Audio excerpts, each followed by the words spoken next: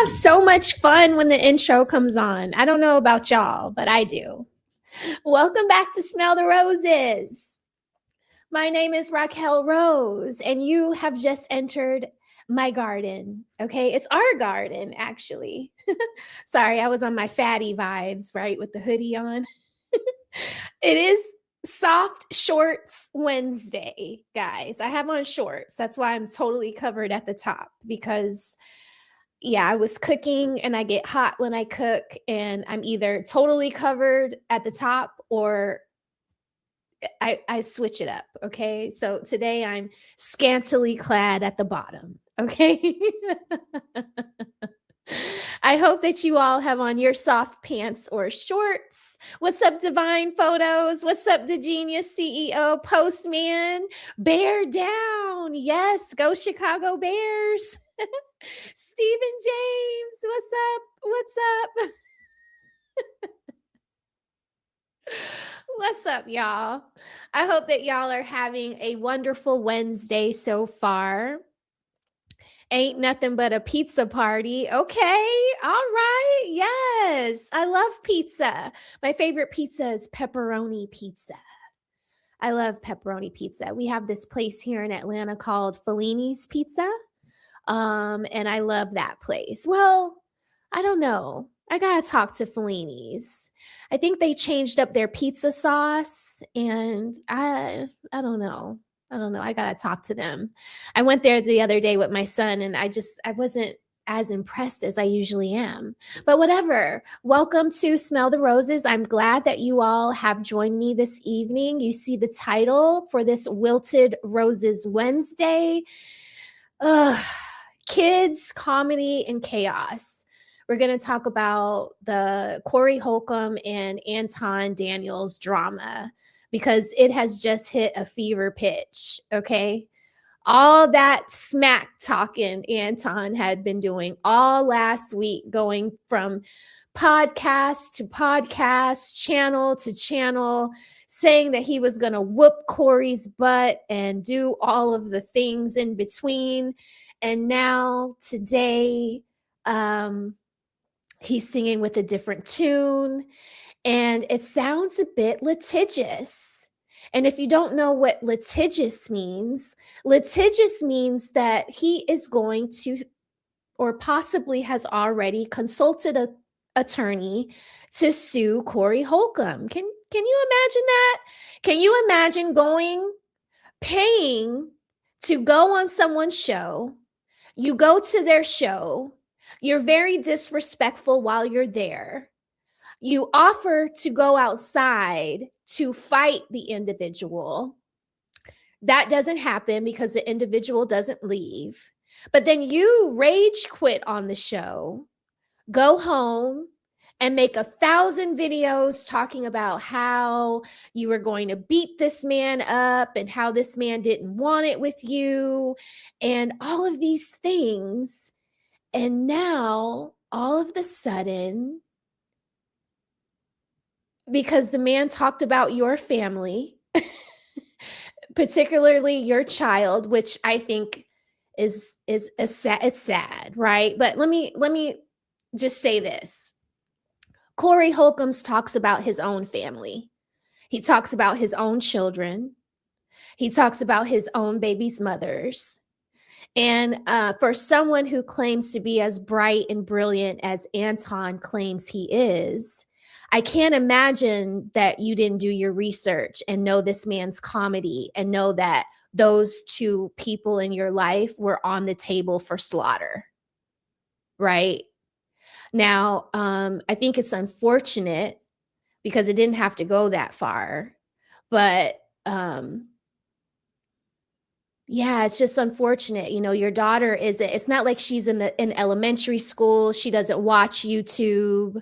She doesn't watch, if she was a younger child, she doesn't watch like adult YouTube, right? Because my kid has always pretty much watched YouTube, but it's not until now he's 15 that he's, catching episodes of, me on Fatty's show with the Untouchables, or me with Ali, or me on SBC, or, other adult channels like, he listens to, Kwame Kwame Brown sometimes, so yeah, these kids are on the internet, and you would think that somebody that is such an astute father, somebody that is always so worried about, how they're looked at in the public eye, they want to put their best foot forward, that they wouldn't get online and go from podcast to podcast talking about kicking someone's ass.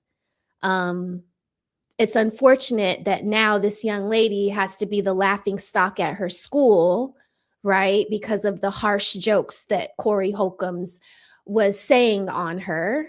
Um, but this is a casualty of war. I don't know if any of you all have read the book, The Art of War, but if you are going to study, you better study your opponent.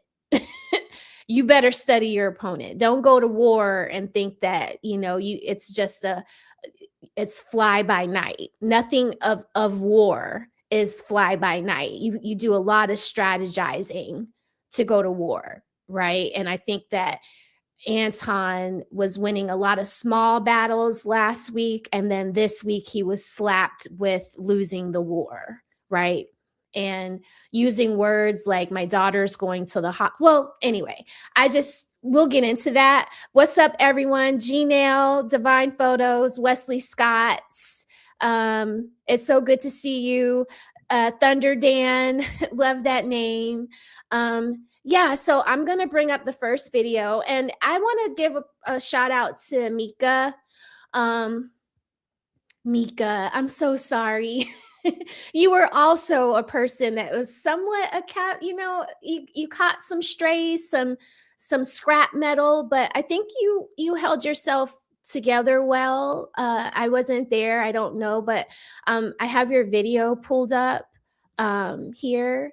I want to kind of show love to you first, because I feel like you're a classy girl, and I don't believe what the blogs are saying. I don't think that a woman like Mika is in a man like Anton Daniels is, like, she's a fly girl, and Anton is kind of like a lame, a square. I mean, with all due respect, I just feel like she could do a lot better than Anton.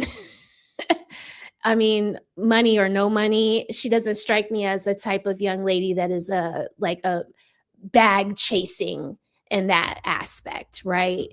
So I'm gonna start with her because I did watch Fatty's review. I think that was last night or earlier this morning when I was up walking the dog, and I do kind of agree with Fatty. If your team Anton, then you can't ride the fence. But if you're a content creator and you are trying to make your own lane and not ride on the coattails of one man, then you might want to open the pool up to be able to work with bigger content creators. I think Mika does music too, so Hollywood, LA, these are probably the places where she wants to go, so I can see why she wants to keep things copacetic, maybe on both sides. So I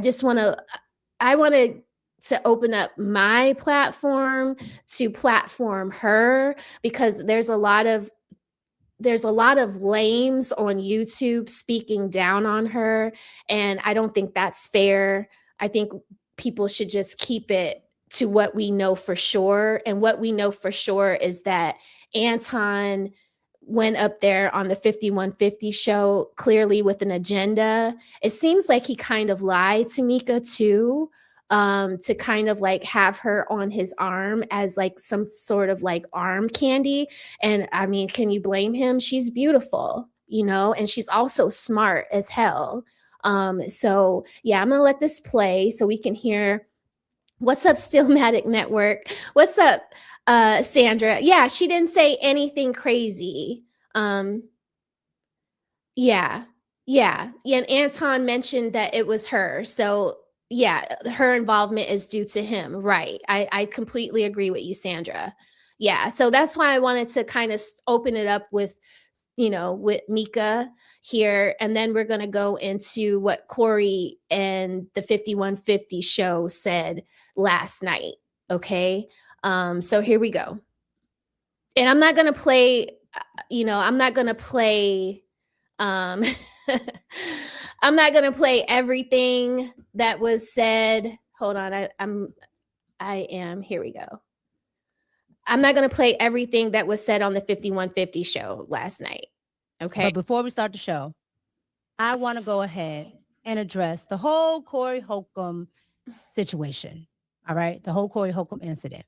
Now, 2 weeks ago, I was told that I was going to go on the 5150 show.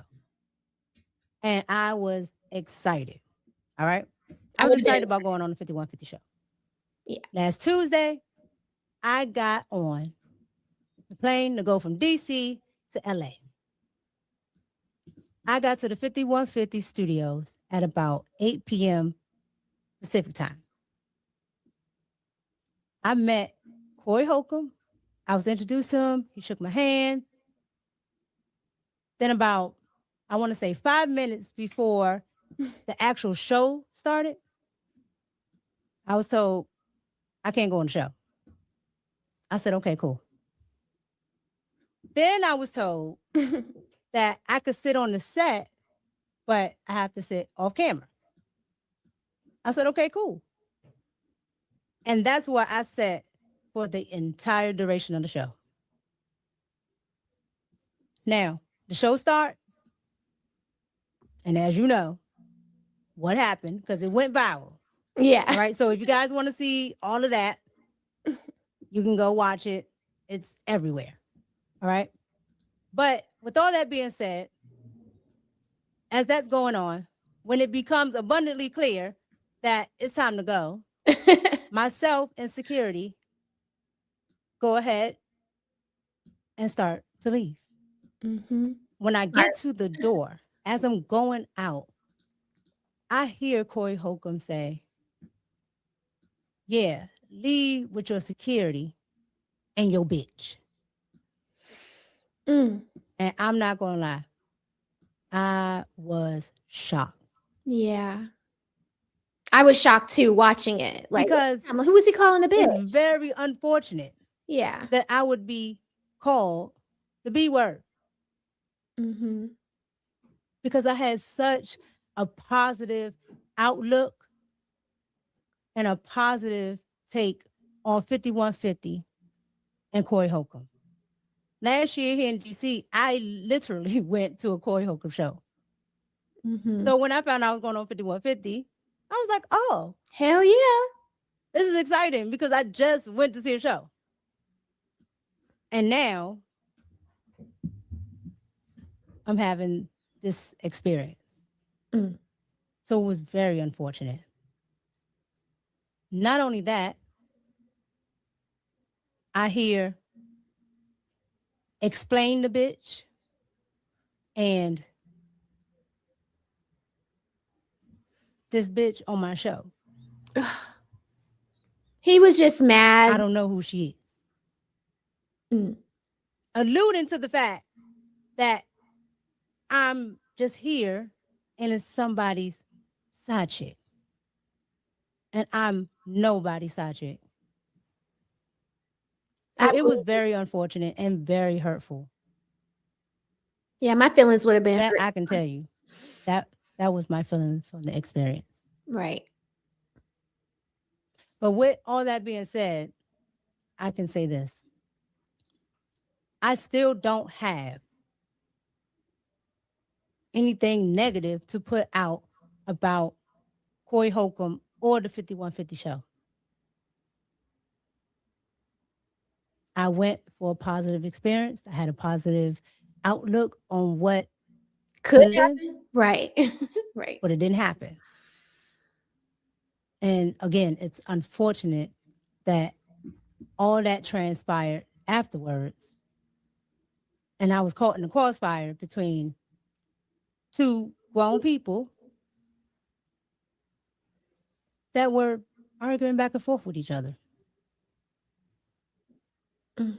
So my outlook is this. I don't have any negative views on Corey. And like I said, it's unfortunate, but I forgive Corey. I truly do. But that was my experience. And I wish nothing but the best for Corey and the 5150 show. I just wanted to come on and really say my piece because I really hadn't said anything. Because everybody else was talking. Right. Talking crazy. So I wanted you guys to hear it from me. So that was my experience. That's all that really happened because it was a small time frame. So any other narrative is not what it was. This is exactly what happened. And so that's all I really have to say about it. Because that's all that happened. So you guys are going to get down in the comments and let me know what you think about that. Let me give this video a like. But that's my thoughts and feelings on that moment in time, that situation, that incident. Oh, Mika, I'm so sorry your feelings were hurt by that. I would have been hurt by that too. I can tell y'all that I hang around more people that are like Corey Holcomb than I do Anton Daniels. Now, do I work with a lot of people like Anton Daniels? Yes, I do. But are they my friends outside of work? No, they're not. So if this was me with my friends and this was happening and somebody called me the B word, I would understand that they're not mad at me. I'm just a casualty of what is happening. You know what I mean? So I think that what Corey did last night, he was trying to clean it up a little bit, but he still had some really crass jokes about Mika that I didn't like. So as we move into that video, I'm not going to play that either. Okay. Because I just feel like it's messy. And, that's not fair. Nobody assumes that Darlene is screwing Corey Holcomb or Craig. Nobody assumes that. So if anybody's assuming that because Mika is on a show with Anton Daniels that she's screwing him, I think that's childish and absurd, and y'all need to stop. So all this side chick and all this other stuff to me is lame. Every time I see it in my timeline, I ask that YouTube not suggest it for me. So that's what I'm doing to combat that kind of foolishness. And I hope that if you're in the Rose Garden and you're listening, yeah, and you're listening, that you don't click on those kinds of videos, because I don't think that's fair. Just because I like to do panels with Ali and Fatty and Mr. Walker and Gavin X, that doesn't mean I'm trying to sleep with them. And I've said it a few times in the chat. My parents are in Spain. They live half of the year in Spain, and we're going to go see them this summer. I would love to leave my son in Spain with my parents and hop on the train with my husband and go to Lisbon, Portugal, and possibly have Fatty take us around town and take us to like historic places and maybe some fun places, maybe some clubs. Like, we've partied in Ibiza, but we want to party in Lisbon. And just because I do that doesn't mean I'm trying to sleep with Fatty. So we have to stop assuming that because women are working with men that they're sleeping with them all the time. That's not fair. That's not fair. So y'all need to stop this crap with Mika being Anton's side piece. Like, no. Okay. So I just wanted to open up the show with that and say that, yeah. So that's my 2 cents on it, on that part. And for anybody watching that's new, I do always post the videos that we cover in my live shows in the description so that you can go back and give the content creator a full review of their video and also like it. Okay. Mika has great content. I like her. I'm subscribed to her. And I think that she is you know, she's a cool content creator. You could learn from her. You know, you might not see her, view her, you might not have the same political views as her, but still she puts out great content. I think she's worth it, you know. But anyway, what's up to Hellenism? It's so good to see you. It's so good to see you, girl. Happy Wednesday. Happy Wednesday. Okay, so that was just like that was icky. I felt her when she said it hurt her feelings. It hurt my feelings when I was watching it in real time and he was like, "Get that bitch out of here or take that bitch with you." I was like, "Ooh, who is that?" You know, cuz I'm not subscribed to Anton. I don't like him very much as far as like content creation. He's just not my cup of tea. He's never has been. I don't know about the Fight Club days. I'm very new to some of this, but yeah, I just he rubs me the wrong way.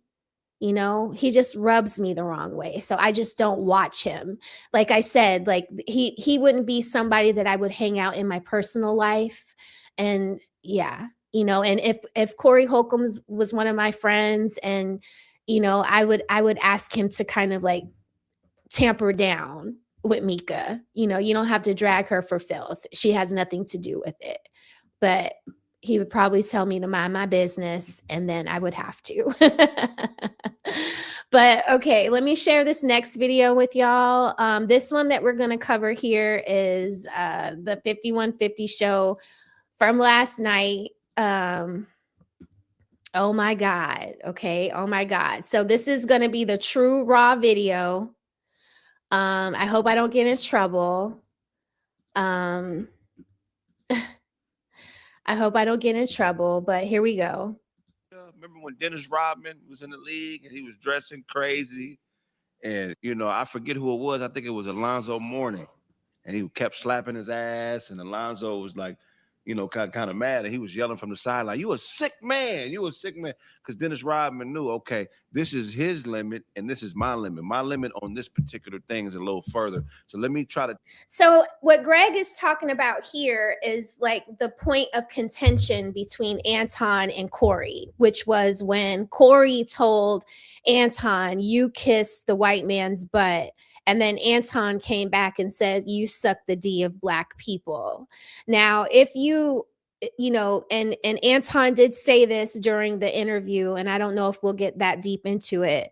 I'm not going to show the little girl. I'm not going to go that far, but the genius CEO, is someone not going to show my son when they're mad at me one day? My son's online. My son's online. My husband is online. If you guys follow me on Instagram, you guys see my whole family, from my brother to my mother to my father to my grandparents. You know, should the potato basket want to, you know, drag me for filth one day and talk about what my YT mother or my YT son or whatever, you know, that people do that. This is part of being a content creator and putting yourself out there, is that you're opening yourself up to these kinds of things to happen to you. That's why you can't get online, or you shouldn't get online putting out bad karma, telling people that you're going to kick their butt from here to there. You would have walked them like a dog, all of these things. I don't think that, you know, I don't know if you guys have ever read The Art of War, but in war, families are not off the table. Families aren't off the table. Even in the streets, families are not off the table. Mm-mm. Mm-mm. I had a friend whose son was deleted in a kick door situation. And the people knew he was only a 15-year-old boy. But the point of the matter was they were at war and the son was a casualty of war. So I don't, for some of y'all that are not in the streets, I don't think y'all understand. Like, this is not a movie. This is not Scarface where people are upset that the target, is a wife and a kid, or that a wife and a kid would be in a car and that you wouldn't. Like, this is like the street life. There is no rules. And all last week, that's all y'all were arguing over all week, is the rules of the street. The street is a jungle. The street is a jungle. And if you have a family that you care about, then you move a certain way. And Anton wasn't moving like that. He wasn't. Now, do I move like that? Yeah. I'm never going to drag anybody's child into it. And I have no intention of showing that girl on my page because I feel very bad for her. She's in her senior year and she just was put on the Summer Jam screen in front of 25,000 people. And there were some very crass, harsh jokes said on her. And that my heart broke for her. That's why I have the heartbreak emoji, because that's embarrassing. When you're in high school, the last thing you want is a blemish on your reputation, be that from a little boy or a little girl in your peer group, and especially not from a man like Corey Holcomb, a comedian with a mass following, somebody that was in the movie Life, somebody that everybody knows, somebody that is way bigger than your dad could ever be, But I think it's very disingenuous for people to say that children should be off limits. They should be, but in the streets, they are not. Gang members, they don't care where those bullets go. It's innocent kids that are wrapped up in street drama every day from adults. Is it wrong? Yes. Does it happen? Yes. But for y'all to say that the children are off limits and there are rules to this, there are no rules. To the dope game, to the street life, there are no rules. So y'all stop saying that. Stop saying that to people. It's very disingenuous. Because when you're out there in the jungle and you've got an enemy, and it's by any means necessary, by any means necessary. That's how people feel, and that's how people move on the street. And if you don't think that, then you're going to be dog food. You'll be dog food. So I just want to say that. Yeah, the street code is open season. That's what BMF taught me. It's open season. You see how 50 Cent didn't have no kind of empathy for Little Meech, and he wasn't supposed to. He wasn't supposed to have no empathy or no sympathy for Little Meech, even though Little Meech is a grown man and he's still a kid to Meech. To Southwest T, that's still his nephew. But even Southwest T was, because there are other ways you go about handling that. And you see how 50 Cent talk about his own son, just like Corey Holcomb talks about his own daughter. So why you would think that a kid would be off limits, to me, is childish. And it just goes to show that y'all are really just like gangster. Like you take what you see on American Gangster and Scarface and all that, and you apply it to what really goes on out here in the jungle. And it just doesn't apply. Take him in deep waters. He was just trying to take you in deep. But you caught it though, so it didn't work. Yes. But Dennis Rodman also was in front of cameras. Right. He knew what This is what we have to make sure is understood.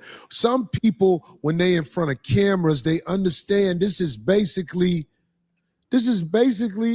court gear. Right. This is court gear. Yeah. It's proof of what happened.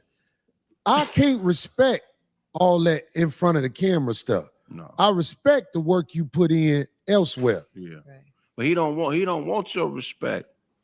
He ain't gotta have my respect. yeah. But I'm just saying, if you want, look, I am not ashamed of my masculinity. All my young guys out there who watching this, they're gonna try to make you think something's wrong with you if you have a line that a batty boy cannot cross. If you have a line where you like, don't play with my sexuality like that, they're going to make it seem like you're hateful or you're something. Sandra, I feel you. I feel you.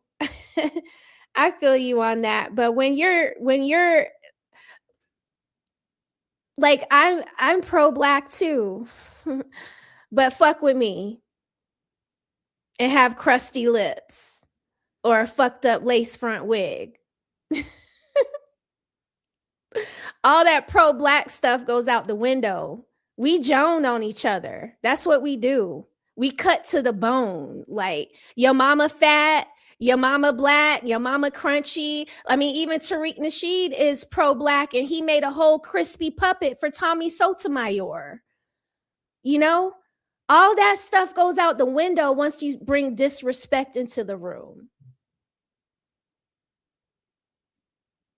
It's unfortunate. It's unfortunate. It is a bit of hypocrisy, but it just, when you're mad and you're angry, that's what we do to each other. We've done it on the school bus. We've done it in the cafeteria. You know what I'm saying? Your hair is nappy. You got a kitchen. Your weave don't match your edges. Where your edges at? You know, like, we do that. That's what we do. All he wanted the man to say was that, or all he wanted Corey or Anton to do was explain why his content is so anti-black. Like, they're just things about Anton that are icky. It's not like watching you where you're fair and partial and calling it down the middle. Anton doesn't call it down the middle. And then for me, it's like, I'm from Detroit. So when it behooves Anton, he can be, pro-black. Oh, I'm from Detroit, Okay. Well, then if you're from Detroit, why don't you ever, why don't you point out the hypocrisies that you see in other people that happen to be YT men? He was quick to call out white liberal women. So I feel you on that, but then it's just like, when you're angry and you're mad and you're somebody like Corey, who is very raunchy in his comedy, it's just like, I'm gonna go there with you. And he did. I was shocked too by some of the things that Corey was saying. I'm not the type of person that would go to a Corey Holcomb's comedy show. That's not the kind of comedy I like. I wouldn't go to Dave Chappelle's comedy show either. I don't like that comedy either. but we do roast and joan on each other. And when we're roasting and joning on each other, the things that we say to each other are very anti-black. That crispy puppet, that Coon Award. That's what we do. You're not hateful. You are a man. You built like that. You're supposed to fold it up as much as you can in this crazy world. But if somebody is testing your manhood like that, man, I'm telling you, man, I don't care how well composed you are. We still animals. All day. Mm-hmm. Don't play with mine. Whoever you are. So some people want to say, well, that's all somebody got to do to set you off. I guess. I ain't from that world. Where I'm from, people don't go there with you. Right. Yeah. But he had the whole place set up, Yeah, man.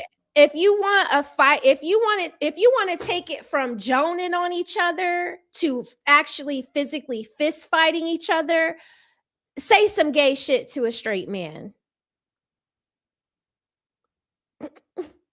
That's the quickest way from going from talking to somebody getting dumped upside their head because you done took it a step too far, and now you done called me gay or said something about some D in the booty, and people just don't play like that. And if you watch Corey, then you know that he has a thing about that. Maybe that thing comes from being in Hollywood and the casting couch, you know? So I think that if, that recon work that Anton said he did before he got to the show, that backdooring stuff, I think that was totally said to pull the thread to get him to come out of his character. Okay. Another thing he depended on, which was error in logic, is called false equivalency. He understands how we was raised, the era we was raised in. He really. Let me read these super chats. So thank you, Rakai Media. Rakai says, Raquel, we watch YouTube clips of how BW hyenas treat their own children. So how can we say that children are off limits? No way. I agree. I agree with that. I agree with you. They aren't off limits. They aren't. I mean, it's unfortunate, right? Like, you love your kid and you don't want anything bad to come upon your kid. You got to move like that. I opened the door up for my son to get talked about when I let y'all on my Instagram page, when I post my son to my YouTube channel. Everybody don't like me on YouTube. So I agree with you, Rakai. Thank you for your super chat. I appreciate you. And then Divine says, what Anton fails to understand is there's no rules in a street fight. It's life. People don't play fair. It's a dirty game out here. Yes, it is a dirty game.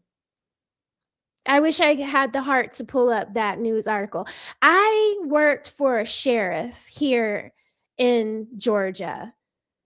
And that sheriff, I worked for a sheriff, okay? And this is going to choke me up a little bit. I worked for a sheriff. And when I was campaigning for him to run to be the sheriff again, there were people throwing food at me as they were passing me on the street. And they were telling me, they were like, you are campaigning and you work for a crook and a criminal. And I was just like, no, this man takes care of me. He treats me well. I'm getting paid more than I've ever been paid in my life. And guess what this man did? Guess what he did, y'all? He X'd out the man who ran against him for sheriff and won. This man's name is Sidney Dorsey. I worked for him. When I was 19 years old, I worked for that man. And he killed this man in front of his house while his wife was in the house cooking dinner, not cooking dinner, but his family was getting ready to take him out to dinner to celebrate his win. And there were about 4 to 6 people that ambushed him when he came home from work that day. They shot him dead in his front yard. There is no love out here in these streets. There are no rules out here in these streets. None. Okay? Those people that were throwing food at me and telling me that I was working for a criminal, they were right. They were right. And that taught me from now on, you don't trust people. You can't trust people, and you can't trust that the rules apply, that everybody is going to apply the rules the way you would apply them. It's disgusting. I feel disgusted that I ever worked for somebody like that, that I ever trusted somebody like that, that I had on rose-colored glasses thinking that, if you're a sheriff, then you're on the right side of the law. He wasn't. He wasn't. He wasn't a good man. So don't believe these things. The only rules that apply to you are the rules that you set for yourself.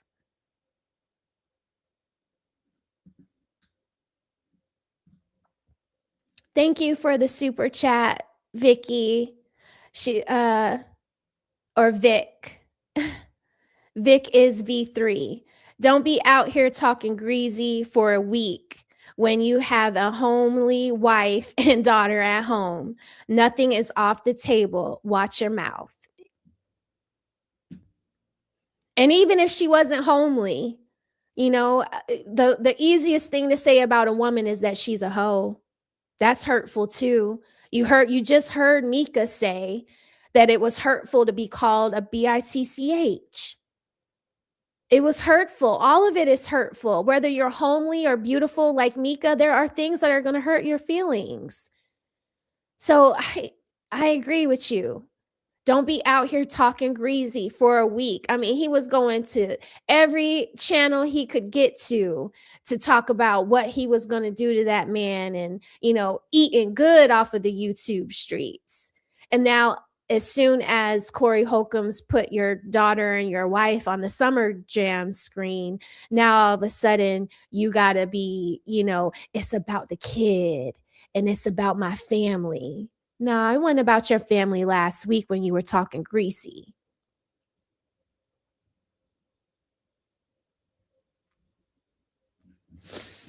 Ugh, I'm sorry. That was heavy. I can't even believe I told y'all that. That is one of the worst things of my life. And I was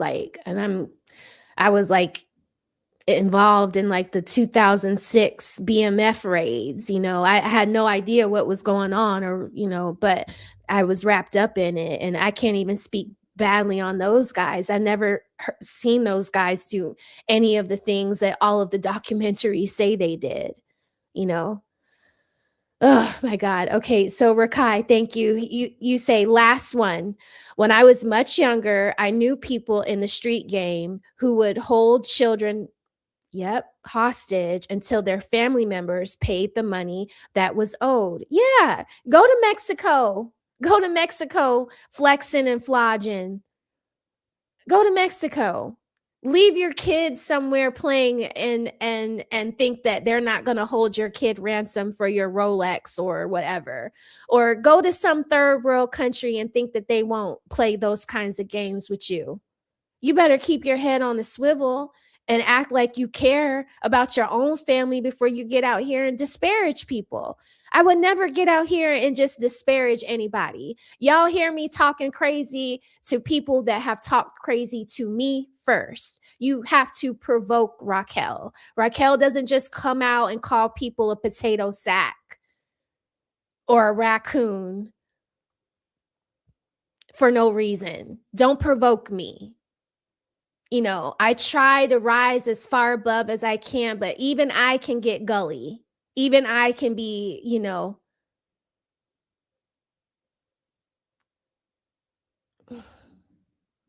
yeah, so crazy. But yeah, thank you, Rakai. Thank you to everybody that has donated tonight. I appreciate y'all.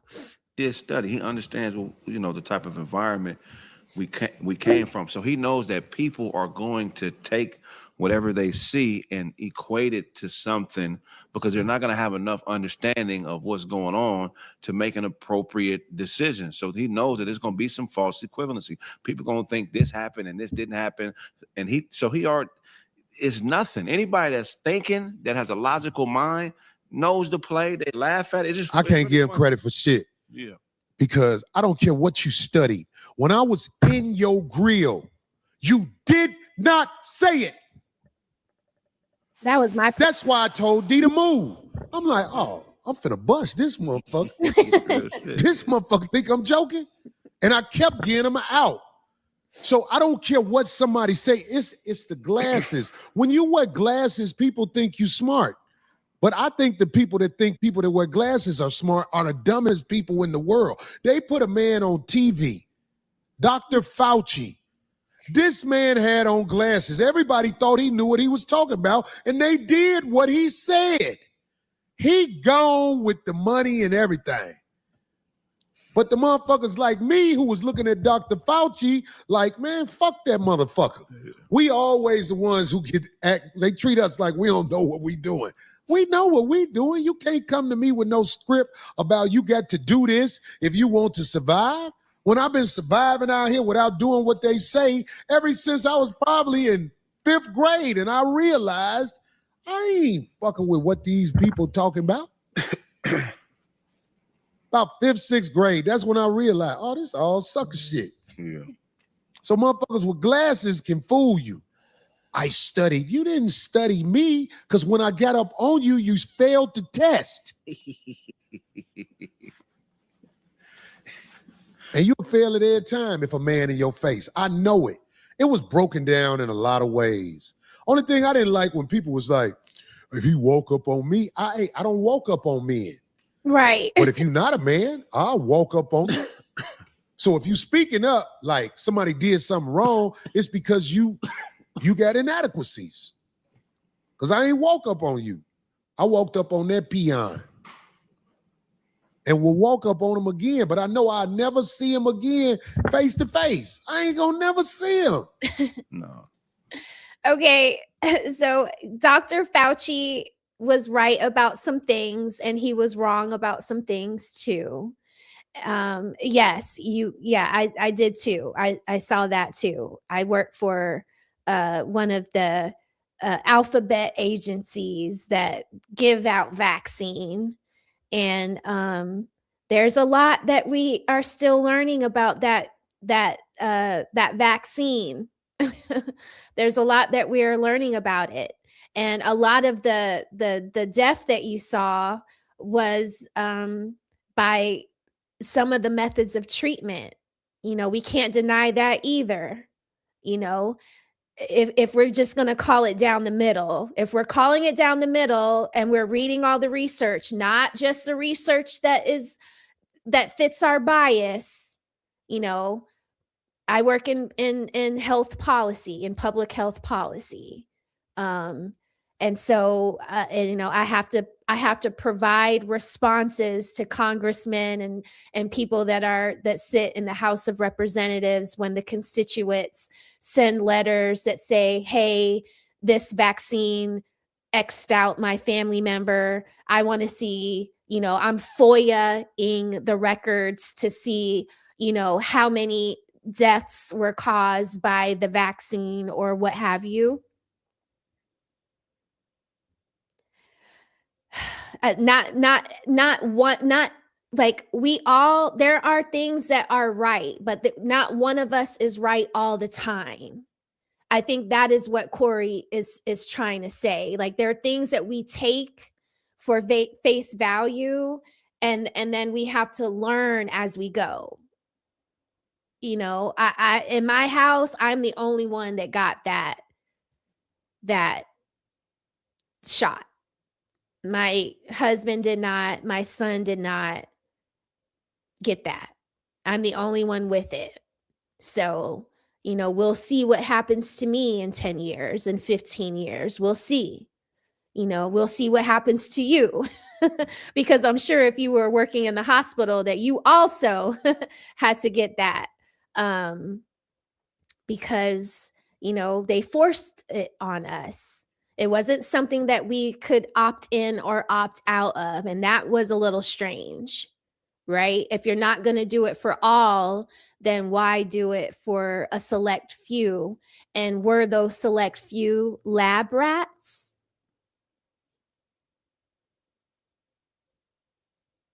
You guys, like, okay, we can have a discussion on epidemiology another time. Okay, I would love that, pubs and sinners. I love that. I work with a lot of epidemiologists and laboratorians. So yeah, I would love that. I would love to have that discussion. That's the kind of stuff I really like to talk about right there. I don't know if the audience would like to talk about it, but I would love to. I would love to. Very cool. Very cool. Yeah. Okay, let me let this play. We asked why his plan didn't work. You know why his plan didn't work? And I've told y'all before. I'm a chosen soldier of God. His plan didn't work. He thought he was going to get me. Okay. It didn't work. He didn't have the courage to make his plan work. All he had to do when I was right there, say I suck dick again. He didn't have the courage to follow through with his plan. I got bitches with more courage than him. I got a bitch who was talking to me crazy. Shut your bitch ass up, Corey. I was, hey, don't say that. Shut your bitch. I said, say bitch ass again. She said, shut your bitch ass up, nigga. After we wiped her lip off from what was dripping out of it, we was fucking again. And I told her, I can't really be around you no more because I can't control you. You crazy. You really are who you say you are. That motherfucker, if you a man, you know he's not who he says he is. Now, if somebody else got something to say about that cake ass nigga, go ahead. No, shit, there we go. Okay, I want to talk about the situation with the broad that he was with because she wanted to make herself known. Somebody else who's chasing attention. She wanted to make herself known. When I said, get your ass and your bitch up out of here, I didn't say no names because I didn't even know who that was. I was stabbing at that nigga. If you really smart, you know that. I'm you with the brawl, get your bitch up out of here. I'm stabbing at the nigga. I'm trying to bring some courage out that nigga and make him stop doing all that talking. So, the brawl who was with him, what's her name? Don't know her name, but we got the video. Play the video if you got it. Can you play the video? Let's make her famous. How long? How long? Now, 2 weeks ago, I was told that I was going to go on the 5150 show. And I was excited. All right? I was excited about going on the 5150 show. Now, it's Tuesday. I got on a plane to go from D.C. to L.A. I got to the 5150 studios at about 8 p.m. Pacific time. I met Corey Holcomb. I was introduced to him. He shook my hand. Then about, I want to say 5 minutes before the actual show started, I was told, I can't go on the show. I said, okay, cool.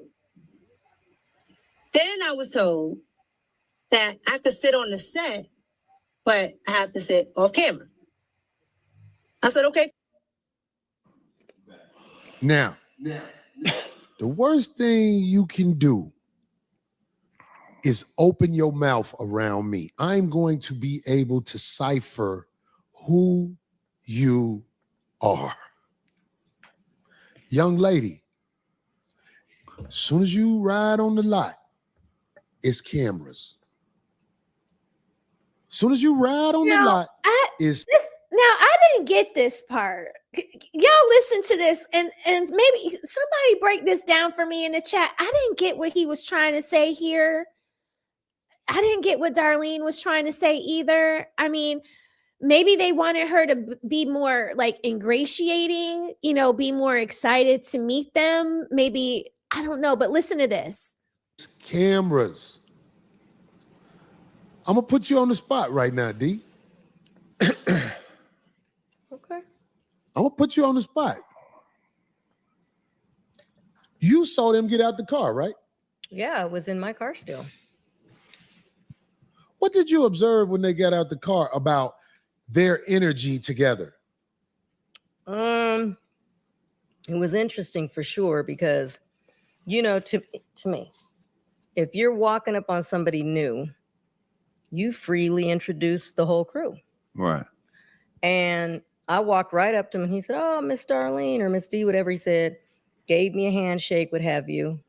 Said, I'm not a handshaker, I'm a hugger. So we hugged. I introduced myself to the security guard. She was already walking towards the door. And it's not like he stopped her to say, And I thought, to me, I don't know. That's just very strange where it's like, well, The wait a fact that second. she got out the car and just ran right inside and wasn't with him. Well, she wasn't near him, yeah, but she was walking more towards the door without him. So I don't know. I mean, to me, that sounds like Mika was more excited to meet Corey than to be up there with Anton. That's what it sounded like to me. And maybe she didn't see Darlene, you know, because she's so excited to get inside. Maybe she's thinking Darlene is probably already in there. But I don't know, y'all. This was kind of like, what?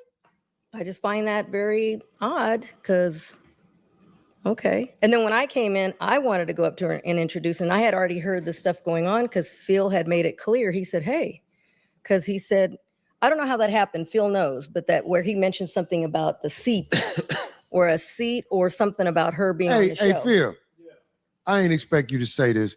What happened with, because you told me. He made it. You told me when I walked in the door and I was looking like, hey, this pussy motherfucker might not be on the show. He didn't ask. Yeah. You said, what happened with him? He said something about her being on the show. And I said, did you talk to Corey about that? And he was like, no. So I told him that's probably not going to happen. yeah, man. he did. He said, Can they hear Phil? Yeah. Corey rarely puts anybody on his show, period. mm-hmm. So. Okay. So that's what I'm saying. I want to make sure everybody. So, like, if you playa like me, you know what I'm saying?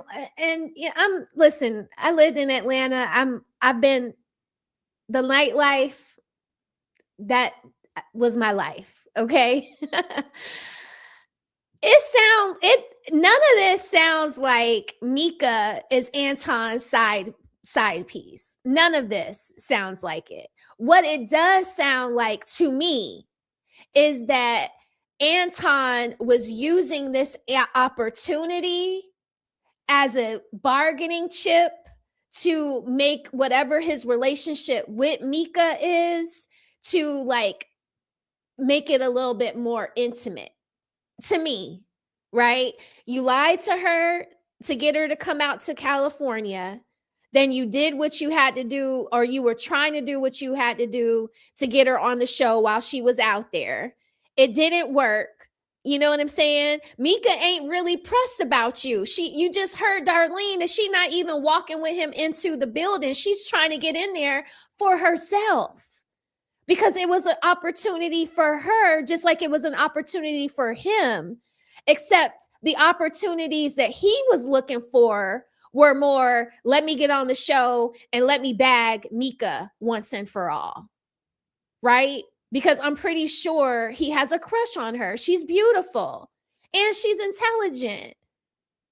And so I think he was trying to use this as some kind of like, I'm the man, I got you on the show, come be my lady tonight at the hotel room. That's how I'm reading it. I'm not reading it as a side piece from Washington, D.C., coming out with her side dude to California to rendezvous and be on the 5150 show. No, I think Anton was using this opportunity to get Mika to rendezvous with him. So all of these like channels talking about her being a side piece, I'm not with that. Y'all not really like, you got to tap in. Like, why would he lie to her about being on the show? It would be to get her to come out there with him. For what? What do y'all think that would be for? Because if it was just him going on the show, then it's just like, hey, gang, you're my team. I want y'all to know I'm going out to the 5150 show. I'm going to do my thing out there. Y'all promote it on y'all's channel. Something like Fatty might say, hey, y'all, I'm going out to 5150. Can y'all stream it from y'all's platforms to like get our numbers up? But if you're a man who's interested in Mika, you would use that as some kind of bargaining chip to get into the panties, is what I'm looking at it like. I don't know.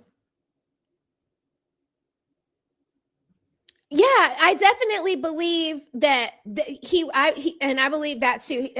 Pubs and Sinners says, I believe that Anton tried to hustle a promotion appearance for Mika for free publicity for her show. Yes, definitely. And that would have been enough to try. That would have been the bargaining chip to get into her panties. Because why would you lie to her to get her to come out there telling her that she's already going to be on the show? She didn't know she wasn't going to be on the show. So it's like a double angle here. You know, I can get her some publicity and I could try to get in her panties too. That's how I see it. I mean, I know dudes that have done less for that, you know? Know what happened? Because the broad said he had told her she was going to be on the show 2 weeks ago. Oh, wow. So if she got any common sense, she should know this a cake ass nigga. Yeah, she know that.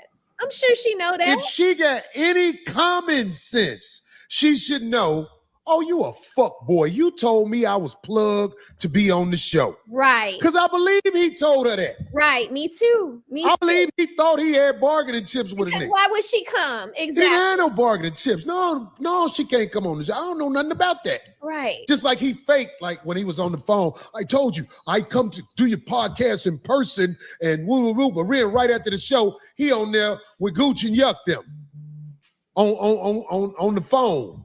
Some Zoom shit. No, you mean where he said he doesn't really go on other people's shows. Right. Physically, not He said he's gotta come, but he right on the show with What? I didn't even know that. Yeah, he was on the show with Yuck and Gooch, and I forgot the other brother name. I don't know these people. But you know guys who be up here at the Coin Academy.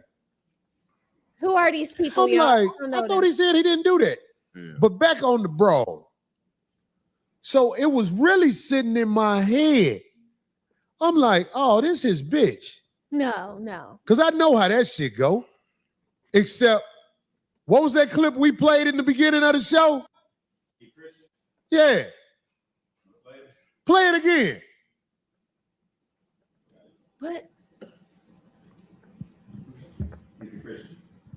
He needs Fatty on his 20,000 or production team. 25,000? He needs Fatty and Player One on his production team.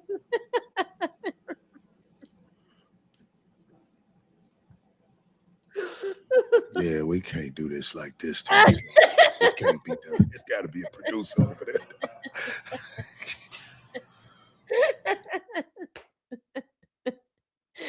Oh my God. He needs Fatty and Player One on his production team because this sucks, right? He said, yeah, we need a production team. You sure as hell do. Thank you, Mr. Walker, for the $3 super sticker. I appreciate you. And I think I might have missed another one. And Pubs and Sinners, thank you so much for your super sticker. I appreciate you. I appreciate y'all so much. Thank you. That's crazy. It's destroying the point. It is. Anyway. Yeah. Anyway. What I'm trying to say is this, man. A poor guy. The man claimed Christianity over everything. And Darlene, did you hear me when I said, I think it was before the show started, I said to him, well, the fact that you married is one of the reasons I brought you on here. Because you brag on being married. Right. I remember that. And then somebody else in the room asked him something about his wife as well. So it was. No, we don't care. We don't care. Oh, I guess you could play it. Black people, do you think black people? I'm a Christian first. I'm a Christian first. I'm a Christian first. See, that's the Boy. that listen.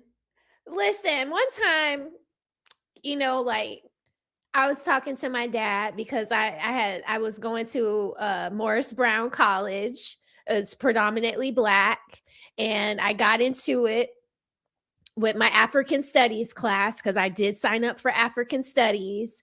And, you know, they were basically, you know, I used to be like, you know, I'm Black and I'm proud. And people would be like, nobody sees you as Black. You don't get the same Black experience. And that bugs me. that I understand it, but I hated that people would tell me that I can't identify with something that I feel so strongly attached to, right?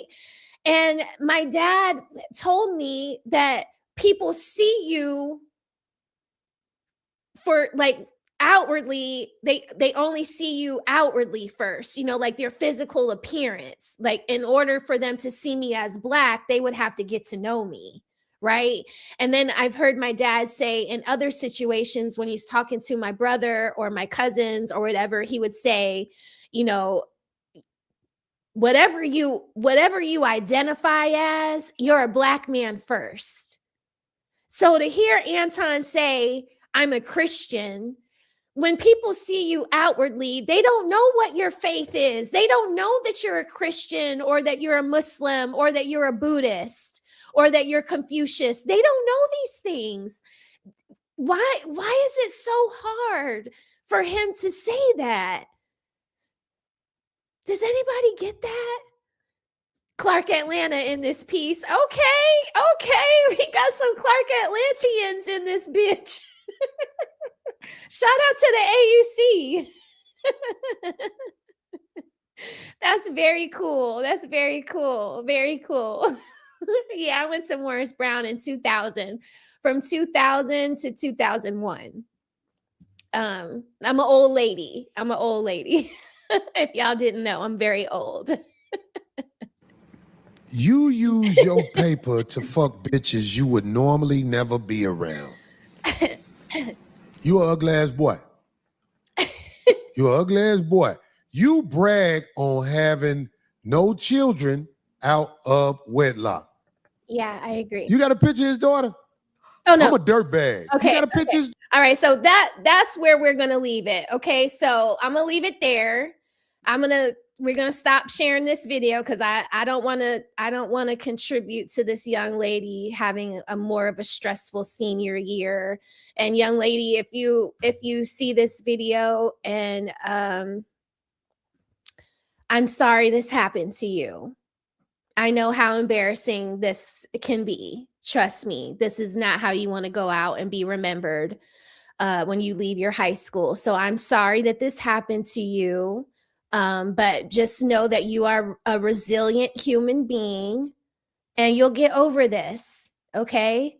All of us have a glow up season. I think that whoever picked that video or that picture of you, they were intentionally looking for something that looked messed up.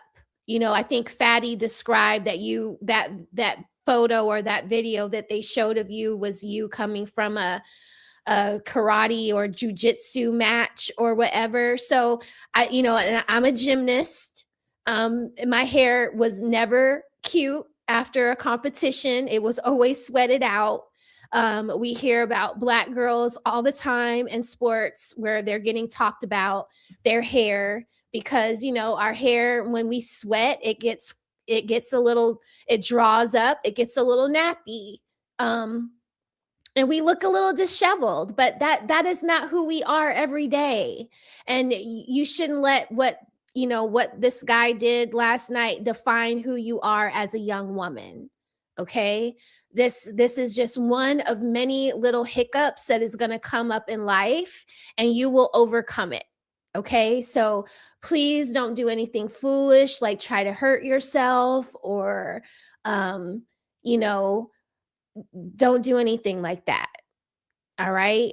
Talk to your mom, talk to your good friends, maybe go see a therapist if it would just make you feel better to cuss your dad out to somebody that's not your mom or not your auntie or somebody, because that's what I would do.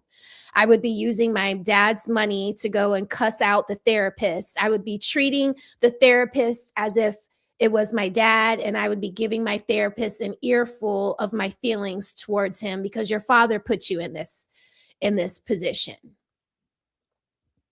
And I know you're mad at him. I'm pretty sure I would be mad at him too. I'm mad at him for you right now. But don't do anything foolish. Don't hurt yourself. Don't be too hard on yourself. Okay. Don't stop your sports activities. You know, don't let this throw you off your square too much. It was hurtful. You see, Mika, she took a week off. You know, she let the dust settle, and then she came out and she spoke when she's ready. And you can do that too. You're 17, you're about to be 18 years old. I would love to hear your thoughts and your opinions about this. You know, turn this into power. Don't let this pain rob you from the joys of life. Okay? And I'm being sincere when I say this to you. And I'm speaking to you directly. Okay? Like, seriously. I'm so sorry. Okay, so now we're going to talk about this last video, okay? And I'm going to share this screen with y'all. Oh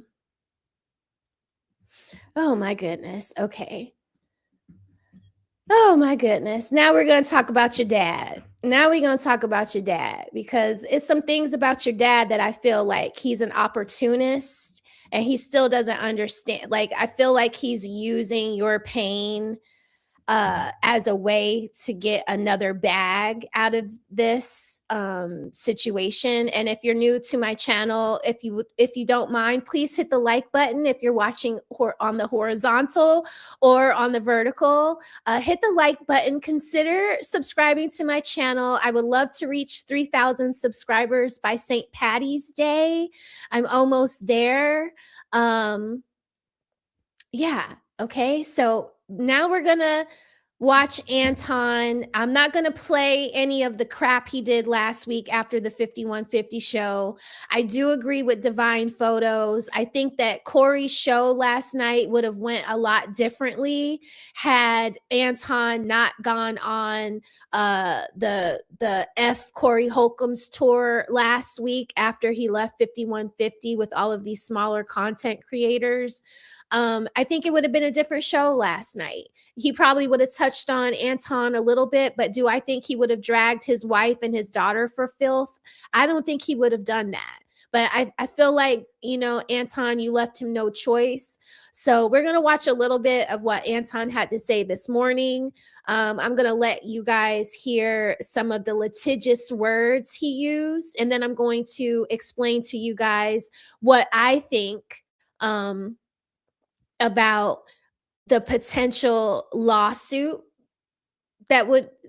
he's obviously gearing up for a lawsuit. And I'm going to let you guys know what I think. I was a paralegal for 15 years. I worked in litigation. I did evictions and foreclosures. Okay. Real estate. I know a lot about real estate. My husband is a realtor. Listen, it is not easy to sue somebody for defamation. It is not easy to sue somebody for what is the other thing that he could possibly be suing for? Minors and consent. You know, she's 17, so legally she could be considered an adult. And so it's going to be, there's a very high threshold that you have to prove in court to win litigation like this. And a few doctor's appointments and things like that are not going to do it, especially when you were on the internet streets a week ago talking about how you were going to beat this man's behind left, right, up, down, and center. Okay. I think that if you do, Anton, try to file a lawsuit against Corey, you should be expecting a countersuit. And I think that Corey's countersuit to all of the threats you were making last week is a lot stronger than the one time Corey Holcomb's mentions your child. Okay. Corey Holcomb did not put her on the internet for a week talking about her negatively. He did it one time, whether it's right or wrong in our opinion. He did it once. He used an image that you had already posted or your wife had already posted onto the internet. And once it's in the public domain, It is what it is. It is what it is. Okay. It is what it is. And I'm sorry. I'm sorry. Okay. But here we go. We're going to let this guy here, we're going to let him say his piece. That are watching this right now, that I remember used to being here all the time, and there was heavy supporters. And now I see that some of them are a little bit different. Like, for example, Vatos Bulldogs. So wait a said, minute, "Stop hold the on. cap Wait a like you didn't second. wake up." Wait a second. So wasn't he on Illa's show last week talking about how hip hop ain't this and how hip hop ain't that, but he got Dr. Dre in the background and Biggie Smalls? Didn't Biggie Smalls say that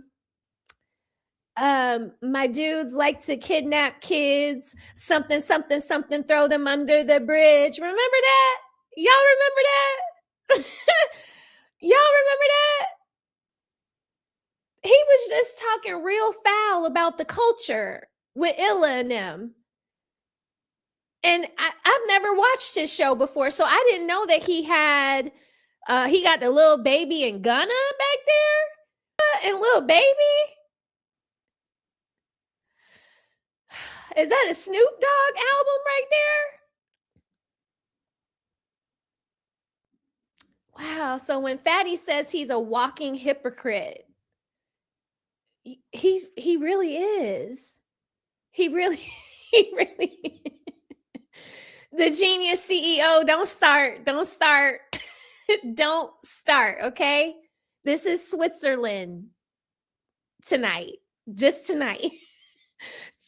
For Anton's baby girl. This is Switzerland, okay? We're not gonna get into what happened last week. You know, I know we're team Fatty, but we gotta leave that. We gotta leave that for another day. Okay. All right, here we go. Ready to respond. I'm gonna speak to that. Vatos Bulldogs used to be a very, very heavy supporter of the show. But what I've realized is people will switch and change depending on how messy that they want you to be. So I'm gonna address this like this. Okay, how messy they want you to be. What were you last week, Anton? You weren't messy last week when you were saying this man was shaking like a leaf, that you were going to kick this man's butt. What? Now all of a sudden you're holier than thou. You're in your Christian bag and Vatos Bulldog 420. What? Like, people talk a lot about like certain people in these spaces that I've been working with, but at least they're consistent. Last week you were all about the rah and petty as hell, and now this week you're like Michelle Obama. You're flying high, you rise above. Man, I don't like you, bruh. I don't like you. Because the thing that I tell people all the time is you never, ever, yeah, facts, fair weather friends. We know what it is. We've even revived some people's platforms with hate. But in a month, those same platforms. I want y'all, let me tell y'all something. Let's just say I wake up tomorrow and I'm going viral and I'm at 1 million subbies. If y'all see me doing flaw stuff, please call me out. Please call me out. Please tell me that I'm being bad and set me straight and hold me accountable. How can you have all of these subscribers and they don't think that you are being weird this week after last week you were going crazy and going nuclear? I mean, Is it like, I don't feel like I have an audience like that. I feel like y'all really do like hold me accountable, whether I'm on SBC or y'all see me over with Fatty or Ali, or I'm over there with Sandra, or I'm over there with Dee Reacts. It's the same. I have the same subbies. Am I different when I go from panel to panel? If I was, y'all wouldn't be here tonight. I'm like, no. Yes, I do get into it with tyranny. Yes, I have had bad moments where I've said bad things, and I've acted less, with less decorum than I should have. Y'all tell me all the time, hey, it's enough now. You need to stop that. Stop cursing, Raquel. Raquel, let it go. Raquel, you're punching down. Y'all tell me that. Jay Walker, prime example. Love her to death, and the twins. Shout out to the twins, my love bugs. I love y'all so much. Okay? But y'all tell me all the time when I'm acting a damn fool and I'm not being ladylike. Why isn't anybody telling him that? That he's not holding himself to the fire like he does everybody else. Are going to have to figure out what else to talk about once this whole thing dies down. All right. But let me get to exactly what it is that y'all want to talk about. So, of course, I'm familiar. And of course, people were sending it. That was a coordinated bonnet event. Okay. We did that bonnet show on purpose. Okay, because one, we're Black women. We have bonnets. Now, do we wear them out in public? No, we didn't. No, we don't. But we wore them on the show to discuss them overall. And it was a great show. I feel like that was the best show, the best panel I have ever been on. I mean, even Sandra said that we were being too good, that we weren't misbehaving enough, basically, with our bonnets on. Okay, so the real books or whatever. Okay, whatever. It was for a greater cause. Our bonnets that day. Okay. To me yesterday and all of that, right? They were sending me everything about everything that was being said about my daughter and my wife and all of that stuff, right? Oh. And so the thing that I try to tell people on a regular basis is this. Never, ever, ever, under any circumstances, let your emotions make you make illogical decisions. We are a thinking people now. We are evolving. We are no longer subjecting ourselves. Okay. Is Anton a tether? Is he? Okay, so I was in the gym about 6 months ago, and this guy was hitting on me. And we're just like on the treadmill. I'm walking, I'm talking to him, and he told me he was from Detroit. And I was like, oh, okay. I was like, cool. You from, I was like, he was like, he's from Detroit, blah, blah, blah, but he's Nigerian.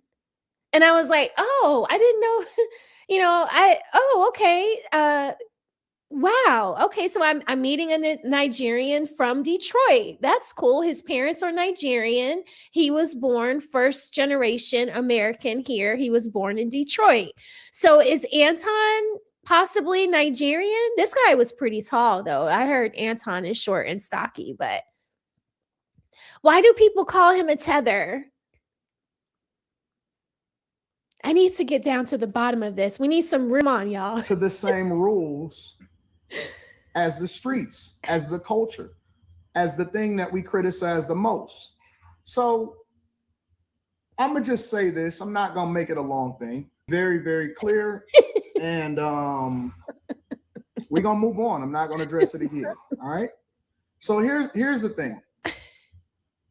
Since the beginning of time, I've always. The Real Books. I love, that is my favorite song from Prince is Raspberry Beret. Oh my God. Raspberry beret. Oh my God. I love that song. Okay. But anyway, here we go. Here we go. My number one thing in life, above all, when I made the decision that I wanted to have a kid, and I said that I was only going to have one kid because I wanted to make sure that I poured every single resource that I could into the kid, right? And that is the purest thing that we can do, is that we can take care of our children. That one too. Our children are the ones. Now, I'll give you a little bit of insight for those of you that may not be familiar with my daughter. USA team, at different points throughout the year, she's usually ranked about number 2 or number 3 in the country. Junior Olympian, probably has close to over 325 medals. Okay, hold on. Pause. So Project Leroy has blessed us with some data here. He says, Mrs. Rose, people suspect he's a tether because of his stance on reparations, as well as identifying as Christian before a black man. Roland Martin said the same thing, and he's a tether. Roland Martin is a tether? I didn't know that. Wow. Okay. So listen, if y'all don't know what tether is, a tether is when you are a person of color from another country that works against Black American culture. Okay. A lot of people call Fatty a tether, and I don't necessarily agree with that. I mean, he's clearly a person of color. I don't feel like I never heard him say he's against reparations. You know, I have heard Anton say some really crazy things about how he hopes Black people never get reparations and all of that. That is woefully egregious. Okay. So Roland Martin is Haitian who undermines Black Americans. Got it. Yes, that's exactly what being a tether is. You don't just have to be from a brown person from another place. You have to be a brown person from another place who is acting like an immigrant raccoon, if you know what I mean, like Beardman 305 has eloquently said here. And Silver Slick Sly Silver Slick Bront says, nah, he's a tether. And then Divine says, Mrs. Rose, notice AD Anton Daniels never spoke positively about Blacks. Plus, he always picks out the worst moments of our Black people being arrested. Yes. Totally agree. And when he was on 5150 show and Corey mentioned the part about the police, you would think that as a Black man, he could identify with what Corey was saying. You know, when Corey said that the police have, full, they can take the full opportunity to just delete you, and they rarely ever suffer any consequences. You would think that a Black man from Detroit would identify with that, but he doubled down and said, I never been to jail, who's ever been to jail, and all of these things. So it's kind of lining up that he might be a tether. So the context clues are there pointing in that direction. Okay. But let me let this play. Of which 200 and maybe 80 of them are gold, has traveled across the world representing our country, and is probably the sweetest soul that I personally know. Now, of course, we can be a little bit biased because all of our kids are the sweetest things to us. Those of us that are in our kids' lives and that are participating in our children's lives. But a very, very accomplished minor child, meaning that she's still a child. And one of the things that I tell my daughter every single day is that I want you to stay in a child's place. I never want you to grow up too fast. I never want you to be out here doing things that you're not supposed to do, because you have an expectation on your life. And so the thing that I've always done is try to protect my daughter against the world, from the world. And what this has shown me is that eventually all of our children, and she is still a child because she is an underage child, all of our children eventually will have to see how ugly the world is. All of them. Regardless of how we feel, regardless of what happens, all of our children will have to see, we'll have to see what the world is. What we as parents are supposed to do is protect them as long as possible, until they have to see what the world does, right? So this is what I'm gonna say. My focus right now, and then I'm gonna go ahead and get into the show.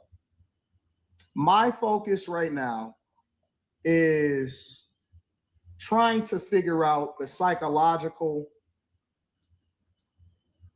damage, impact, and trauma that has been done to my daughter. I pulling her out of early therapy, making sure that she is protected, trying to see what the fallout will be as far as her having to be removed from some of her competitions because of a lot of different things, including online bullying and psychological damage.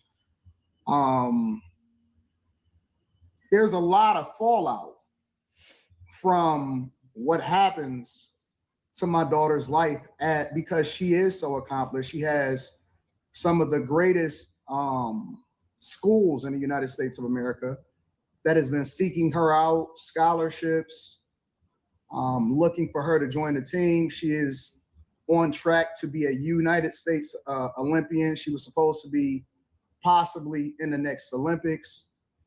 And I don't know how damaging this is to her psyche. I don't know.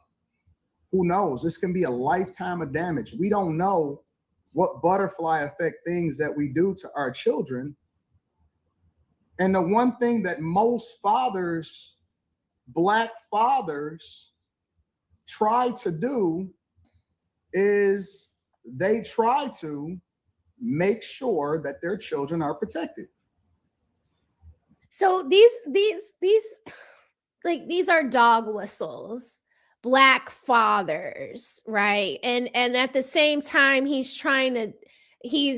dog whistling for Black father side with him. And he's also at the same time about to be kind of like, it's another slight towards Corey, because Corey has babies' mothers. His relationships with his children, or at least one child, is a bit contentious for the most part. Just keep listening. That's what we do. As fathers, we don't really care what happens to us, right? Because that's just life. But we never, ever can imagine what would happen to our underage children. No matter. And see, our underage children, she can join the army. She can join the military at 17. Look it up. Look it up. She might not be able to buy liquor or get into a club, but she could join the army.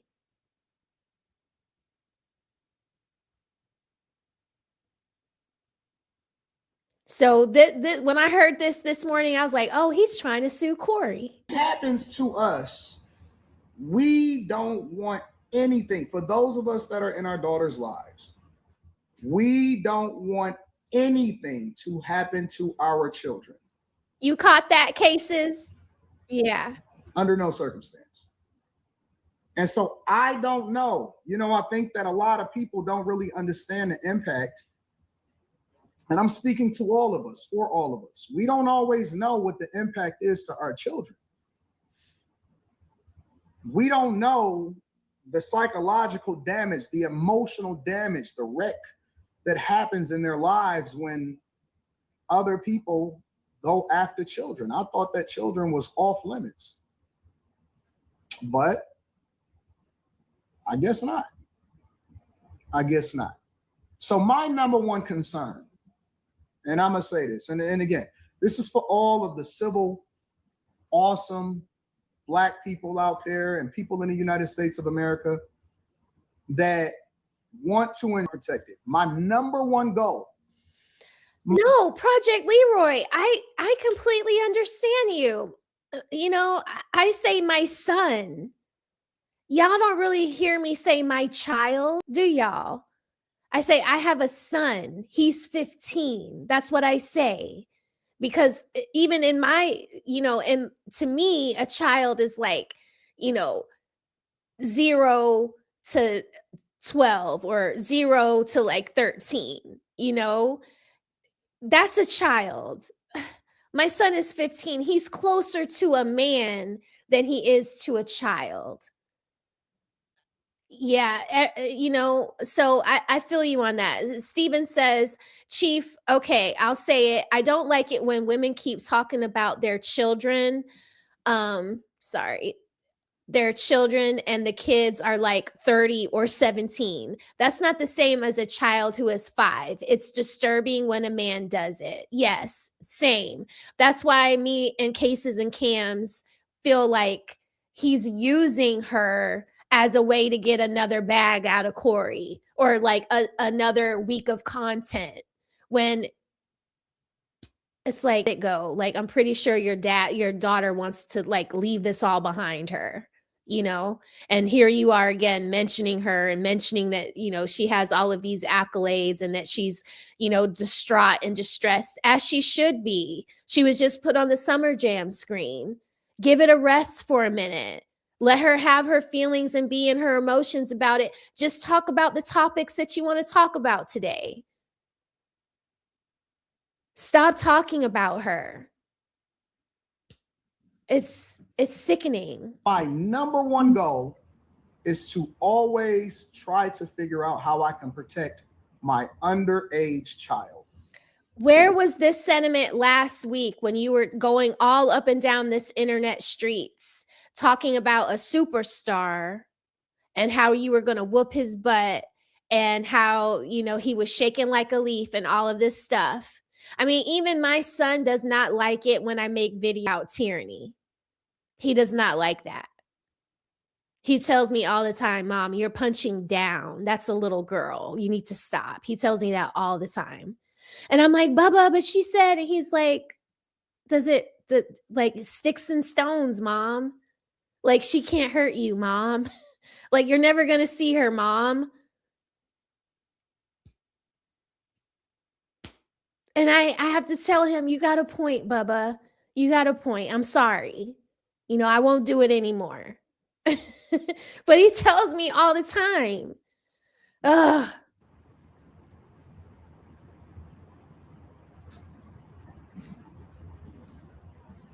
My underage child. That's all I care about. I could have never imagined in 1,000 years.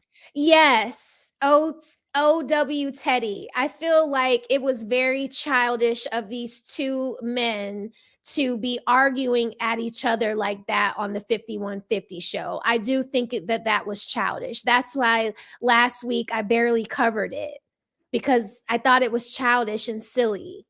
I'm on panels all the time where men speak at each other repeatedly, and at no point has anybody ever said, F your dead mother or F your daughter or F, we don't act like that.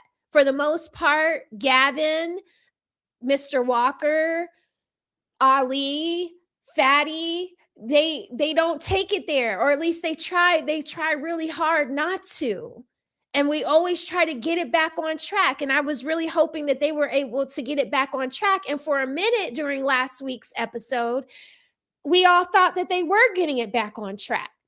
But when you're acting like a little pansy and you're there for internet content and fodder, and you just can't let it go, then it's like it's something else. And clearly that's what Anton was on, because he left the 5150 show and did about 15 episodes with other content creators saying that he was going to beat him up and he would have kicked his butt and he's not a man and all of these other things. So I can identify that they were acting childish, but now here we are, y'all. This is y'all. I'm talking about it just like everybody else is out here talking about it.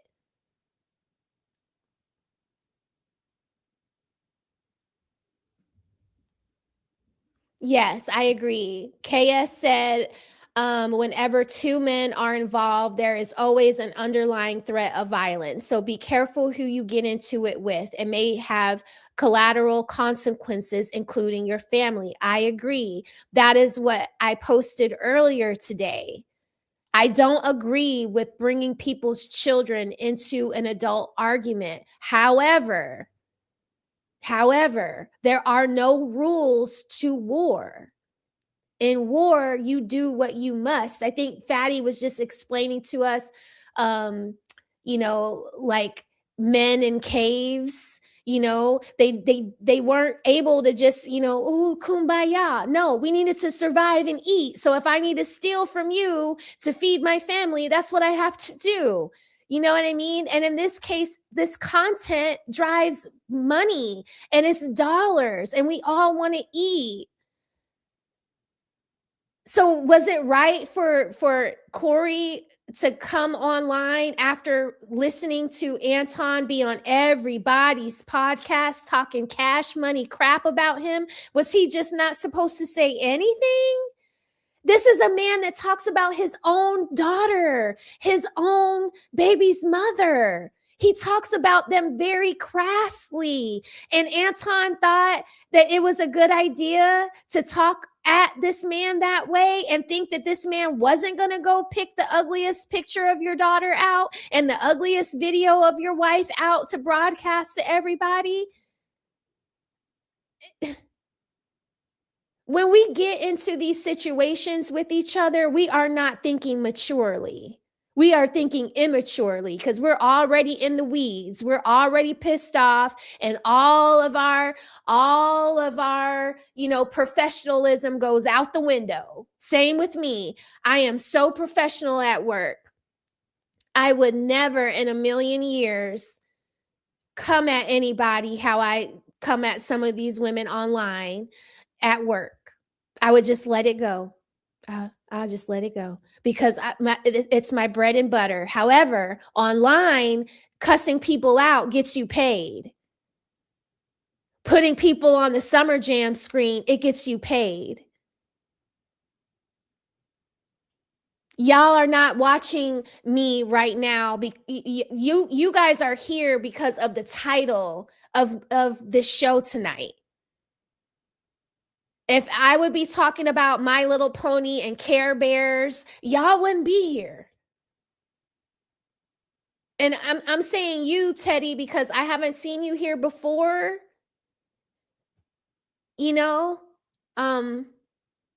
So like to me, this is my first time meeting you. So I have to assume that you're here because of the title.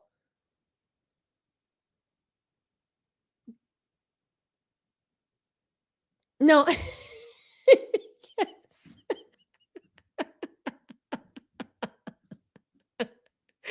Pubs and Center says, damn, my icon looks like Anton. WTF. It does look like Anton. It does. All you need is a bag chaser's hat on. I'm sorry, Pubs and Centers. I hope you subscribe to my channel. I like you. You have a good sense of humor, and you're going to talk to me about epidemiology and public health. So I love that. I love that. Thank you from Downtown 296. Thank you for your contribution tonight. You say, although I don't agree with the daughter stuff, But he said he studied Corey, obviously not well enough. Exactly. Exactly. Because when going against a comedian, you can't expect them to fight fair after you started it. I totally agree with you. I totally agree with you. Go heckle a comedian and see how they rip into you. They don't know you from a can of paint. They're going to be talking about your outfit. How many times have we watched?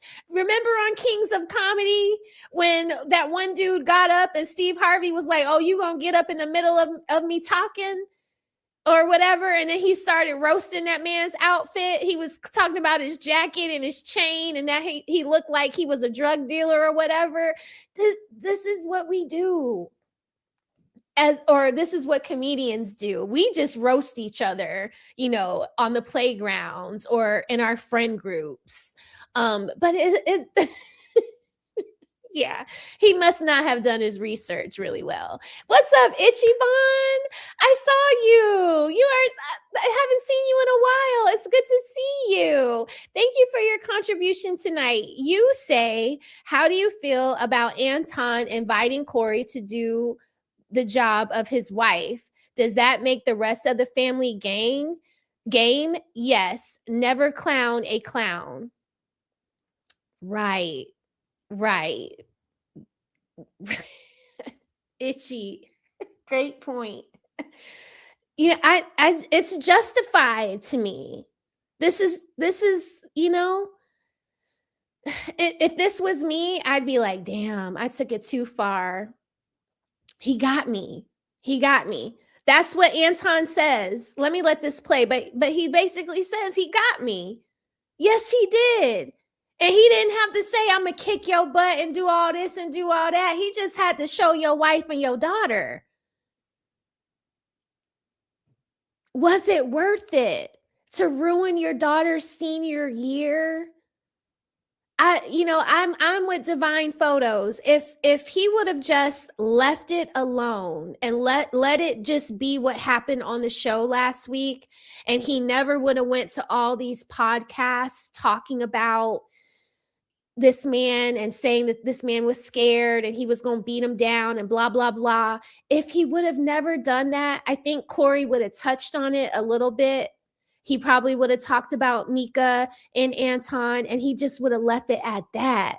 But once you get online and you keep saying you're going to beat somebody up, that's bullying. You think you're going to bully a comedian and get away with it? No, you're not. This isn't a regular Rudy Poot hot dog stand guy from YouTube. This is a man that is in movies. A comedian from Chicago. You think Detroit is a hard city? Chicago is a hard city too. We gotta stop. He clearly he didn't know what he was talking about. What's up, Anna? Thanks for being here tonight. It's so good to see you. She says, hit the like button. Yes, please hit the like button for me.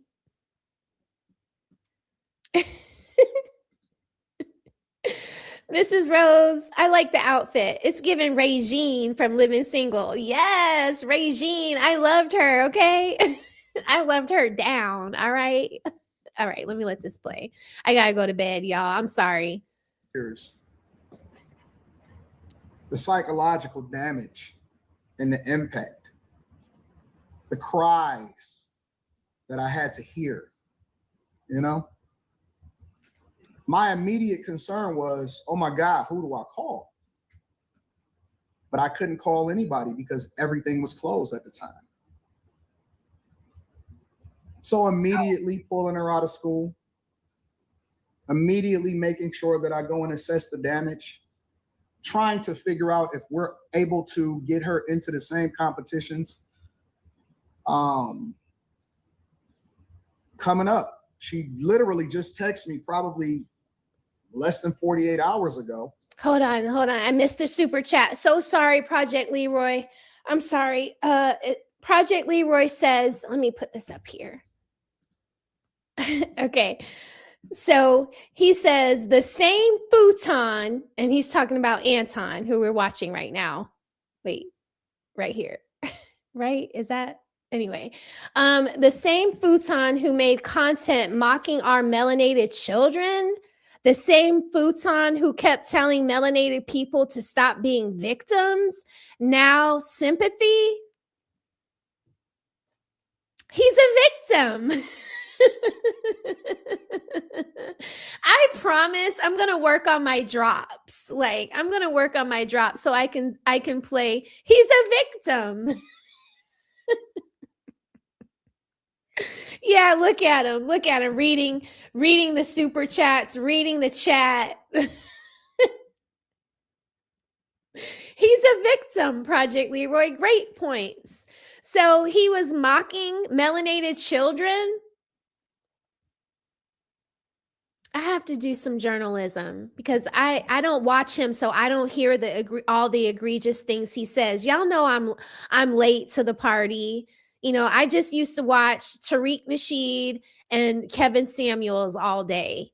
I had no idea that, and then I started watching O'Shea Duke Jackson. That I found him through Kevin Samuels, and yeah, so I don't know all of these things. Okay, thank you, genius. Thank you, CEO. I'm not doing a show this Saturday with Fatty. We moved it to Thursday of next week at 5:00. The sex tourism discussion that we're gonna have because Fatty's we've had some scheduling conflict. So I'm gonna do another live this weekend. So if I'll play some of those videos so that we can go down the rabbit hole. Let's go down some rabbit holes and have fun.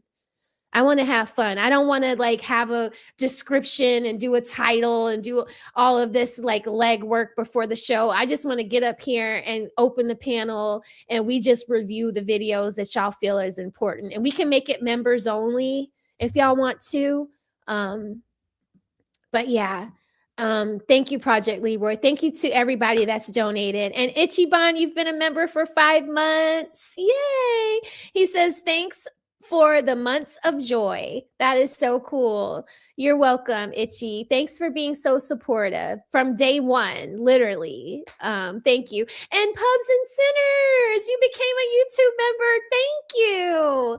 That's awesome. Thanks for being a part of the Rose Garden. You are officially a rosebud. Or a rose thorn. Sorry, the guys like to be called rose thorns. They don't like to be called rosebud, even though it means rose buddy, you know, like, but whatever. Okay, that's for another day. Let me let this play because I got to go to bed, y'all. I got a big day at work tomorrow. It's a lot going on in the federal agencies. Okay, pray for me. Pray for me. All of the different competitions that she had lined up for this year. We were supposed to go to Great Britain. We were supposed to go to a lot of places. I hope you still go, young lady. I don't know if we can still do that. I don't know if that's possible.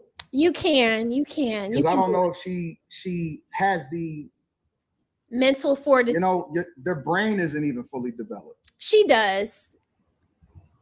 She does. You know? Literally. You can do it, young lady. Don't let this stop crazy. You. She had just sent me her pictures, her senior pictures, and you know, this part right here kind of pissed me off a little bit because Corey just showed the picture of her from her karate competition. And if she just sent you beautiful senior pictures, why don't you show them? This would have been like the perfect time for you to be like, look at how beautiful she looks in her senior photos. You know, it was really unfair for Corey and them to show her at her worst, you know, right after a competition, you know, hair all over the place, you know, like, look at my baby girl. It's like, are you being sincere here? This is why I don't think you're sincere. This is why I think it's all like for clout and to sue this man. She had also sent her schedule. Literally, this was yesterday at 10:22 p.m. At 10:22 p.m. Let me show you. See that? See the schedule? The tentative, see how it says tentative schedule? We don't see Leslie it. Daniels right here. We don't see it. She was sending me her tentative schedule for the calendar year. Yes. I don't Me too, know Anna. if she'll be able to do that.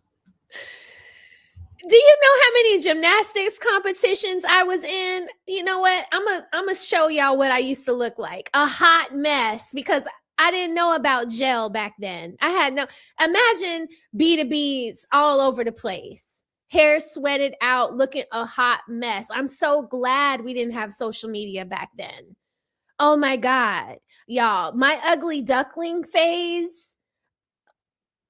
Y'all don't want to see what Raquel looked like before braces, okay? You just don't. You just don't.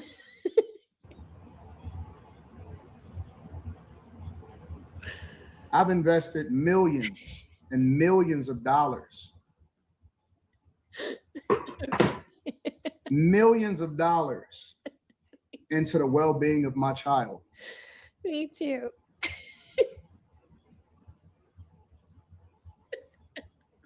She's broken. She's broken. So for me personally,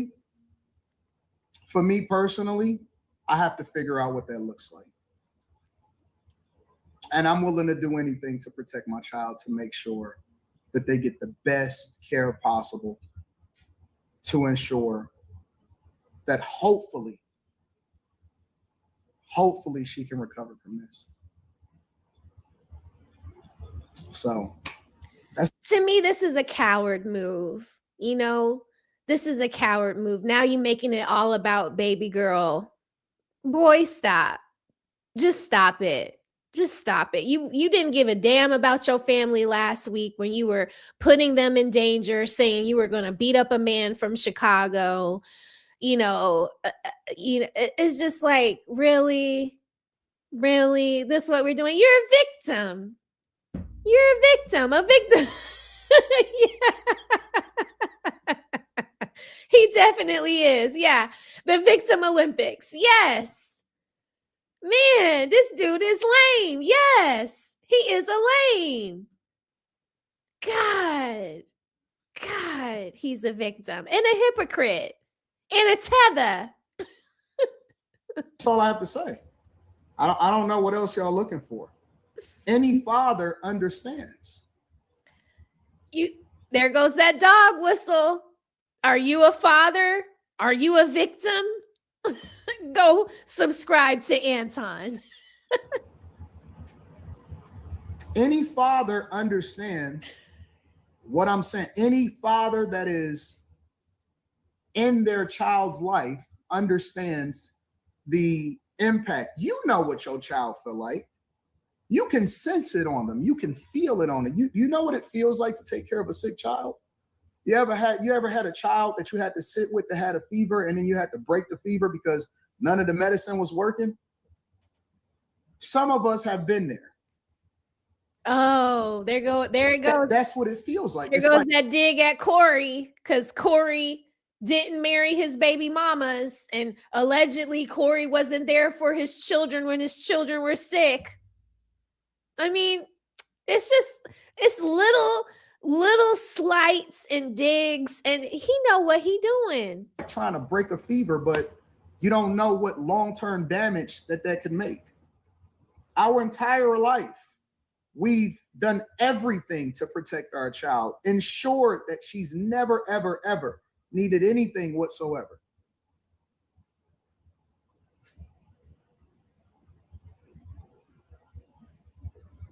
What? Pray for me and my family. This man made fun of children with autism? We don't play that over here. You serious, the Genius CEO? Is that the video you sent me? Oh, we definitely talking about that. Nah. Y'all remember the rapper Shawty Low? Let me tell you what he did one day. My neighbor growing up is special needs. His name is David. If you're from uh if you're from the east side of Atlanta, then you know who David is. He goes by the name Roscoe. Okay? Roscoe used to like to get on the train and go to different sides of town because Roscoe didn't have a car, but he liked to get out of the house. So one day, Roscoe went to the west side of Atlanta. We lived on the east side of Atlanta, east side all day. Okay.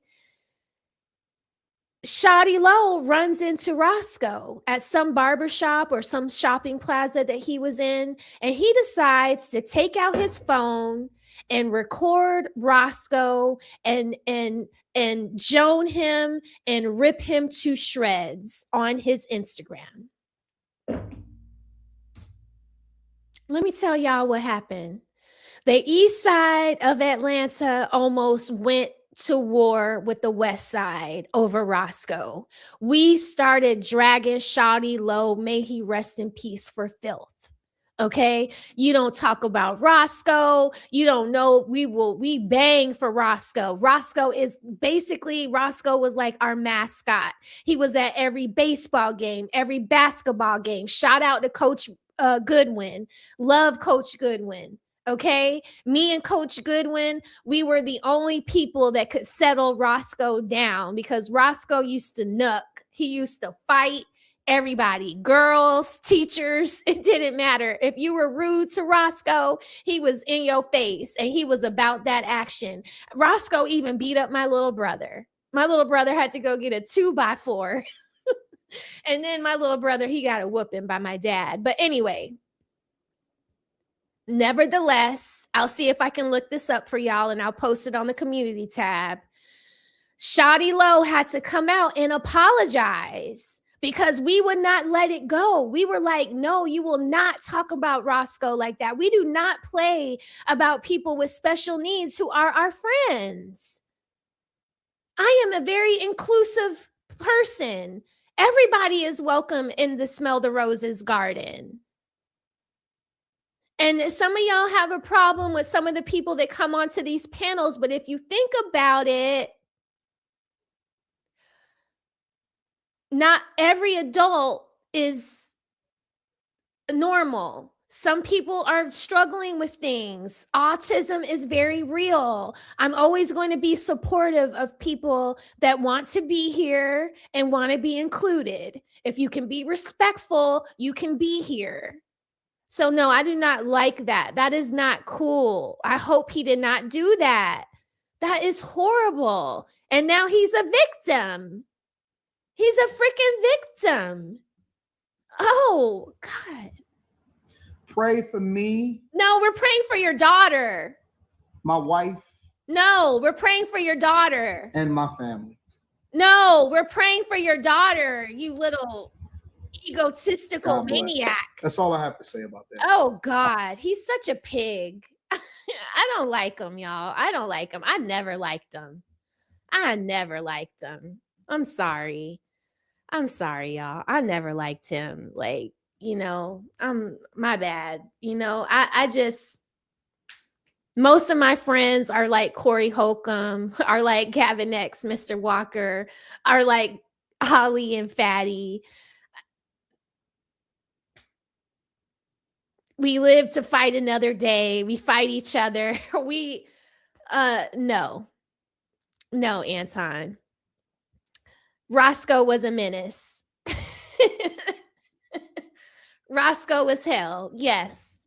Decatur is where it's greater. That's damn right for sure.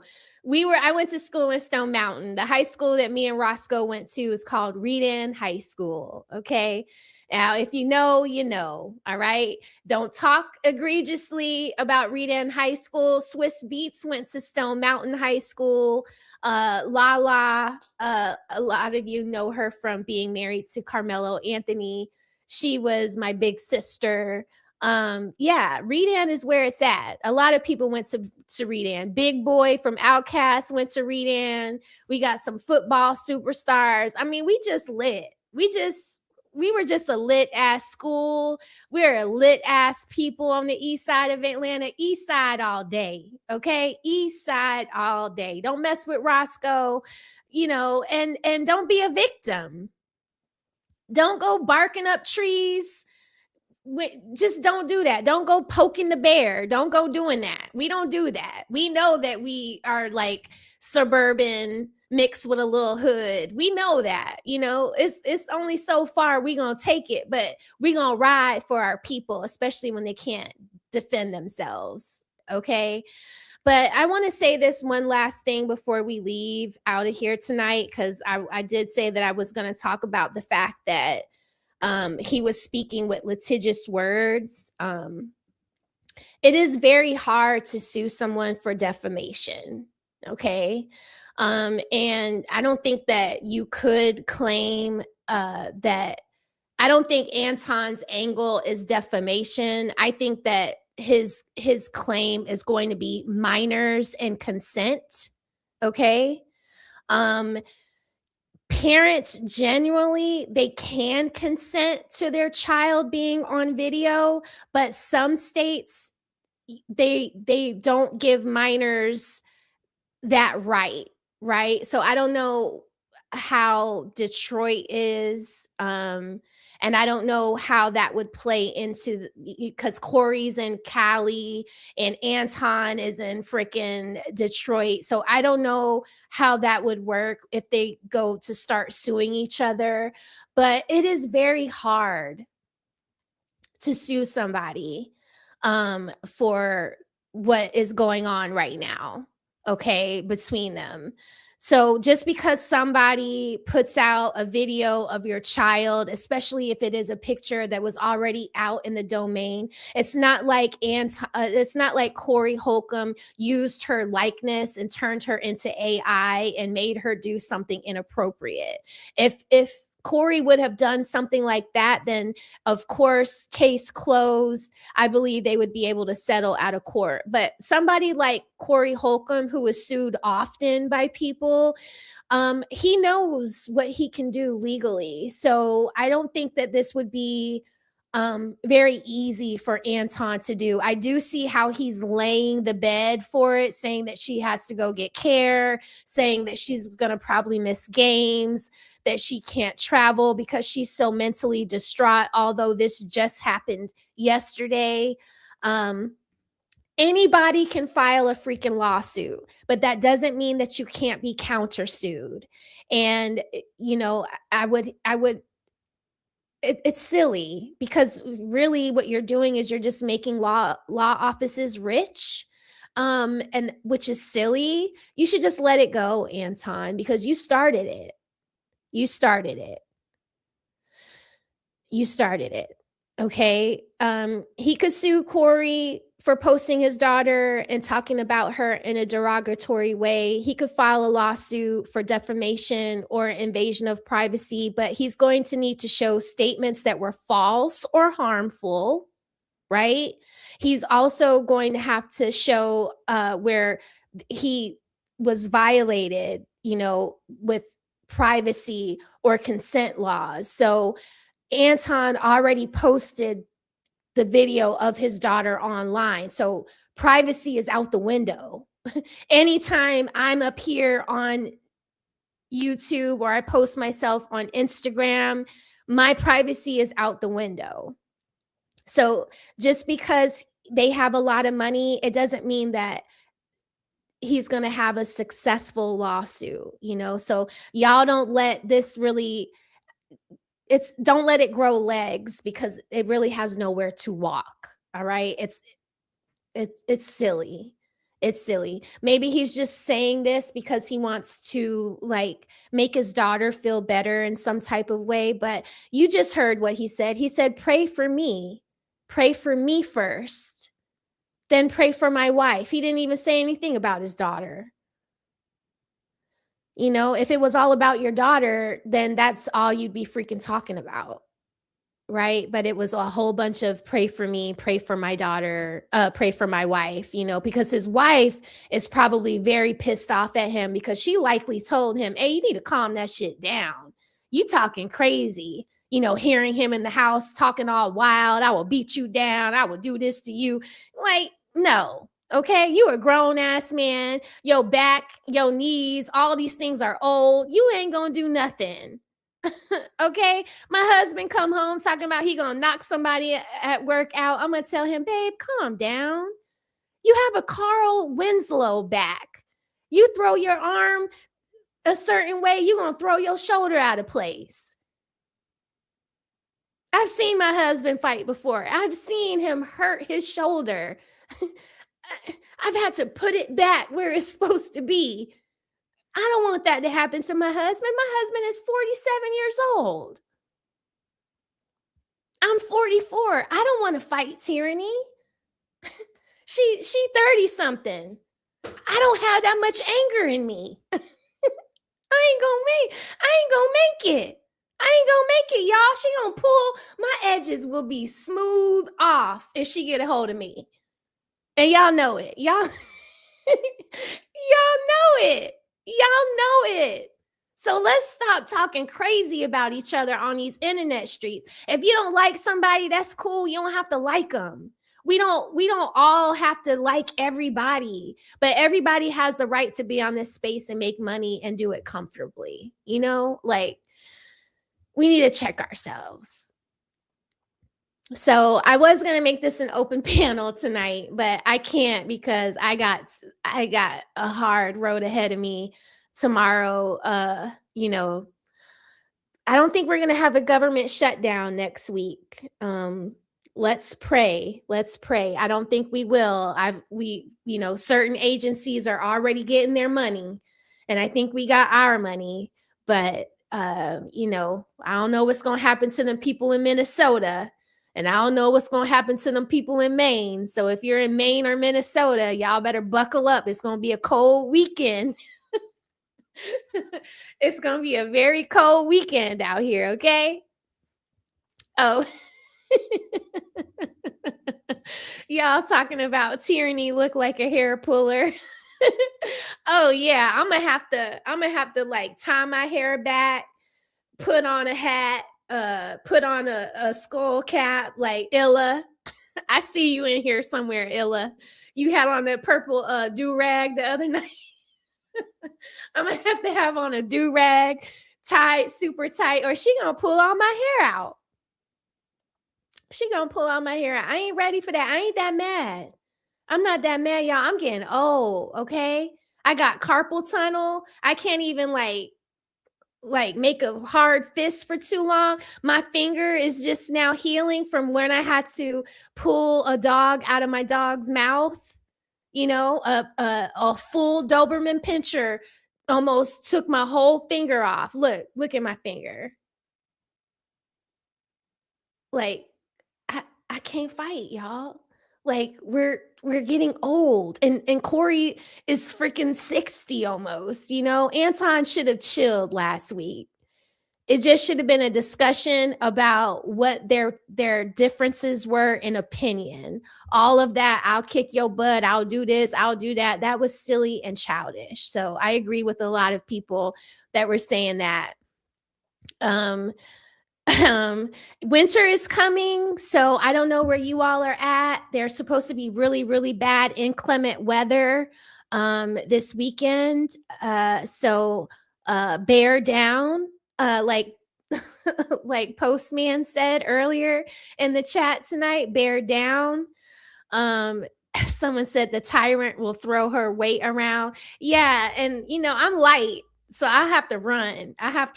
You know what I mean? I ain't got all that weight on me. I got longer hair. It's a lot of things I got to protect, y'all. It's a lot of things all of us have to protect. Our families are one of them. So I can't be out here beefing with everybody on these YouTube streets. We got to pick our battles more wise. We have to be more wise about the battles and the wars we go to fight in. If I'm subscribed to you, I like you. I like your content. Let's just make more of the content your subscribers like and stay out of beefs. Let's stay out of beefs. We don't have to like each other. We don't have to work with each other. It don't have to be kumbaya every day. Okay? But I love y'all. I hope y'all had a good time. Let me see. I think I got another. I think I got another. Yeah. Uh-oh. I missed more super chats. Let me get my life together before we go out of here tonight. Okay. So what's up, Ree Pink? She says, "Hey Raquel, sorry I'm late." She's been a member for 5 months. What's up, Ree? I love you, girl.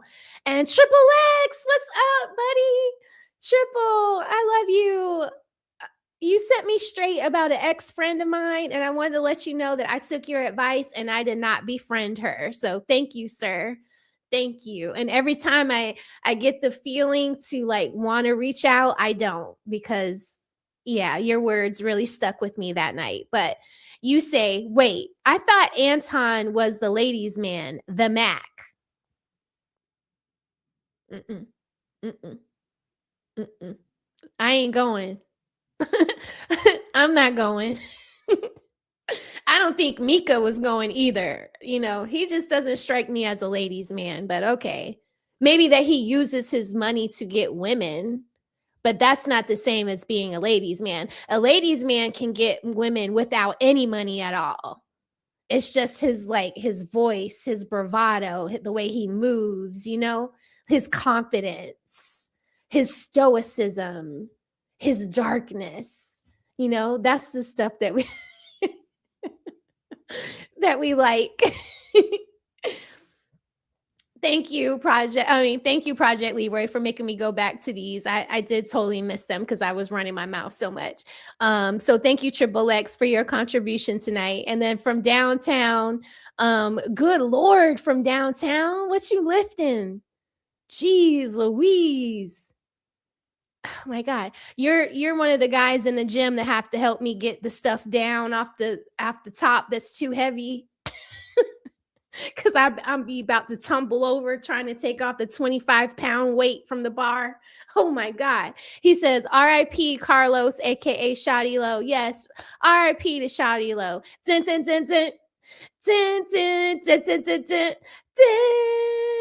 I love that song. L.O. L.O. I love that song. I love Shawty Low so much. But we was gonna take him to task, okay? We can't be talking about our Roscoe. We love David. Shout out to you, David. I love you.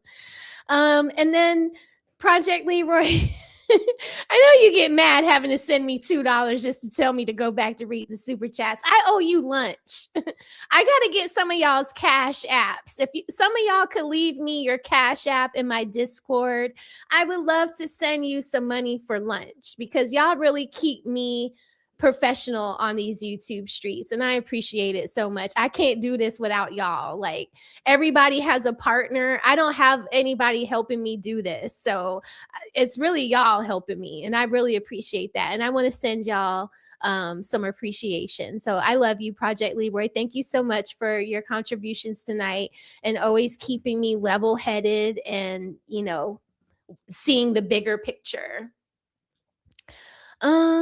And I think that's it. I got a super sticker from Frederick Howard. Thank you. Yeah. So I'm going to drop the links to all of the videos we covered tonight in the description of this video. If you aren't subscribed to Mika, consider subscribing to her. She's a great content creator, and I feel like she's a fly girl. I do not think that she is this man's side piece. Stop defaming her with that shit, okay? Don't. She's too fly. She wouldn't do that. I just don't believe it. Thank you, Anna. You are a pro. Man, it gets easier, but I don't feel like I'm as comfortable as you are. Like, you are so good. You and Go Cree. Y'all just have like a natural flow about y'all. It's just like we come in, we sit down, and it's just like so. And then your one-liners, like, you should be a comedian. You should be a comedian. Everybody loves your one-liners. You're so good. What's up, Gmail? Whatever, Raquel. What'd I do?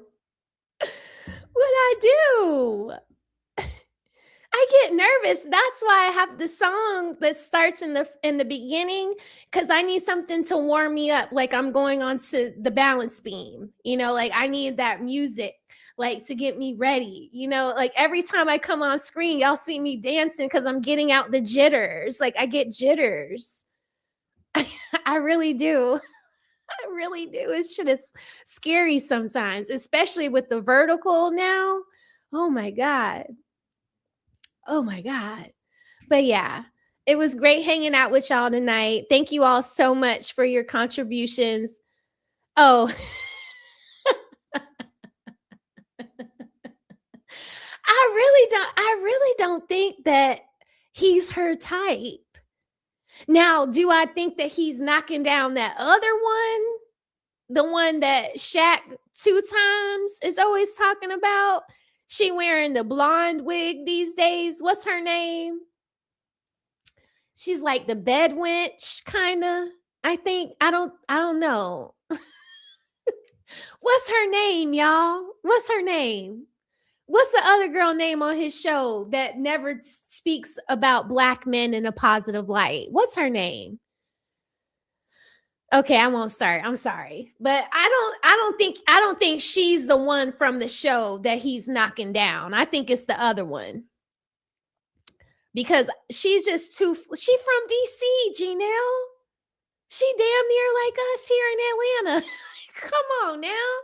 You ain't going with Anton, just like I ain't going with Anton. We not going. We not doing that.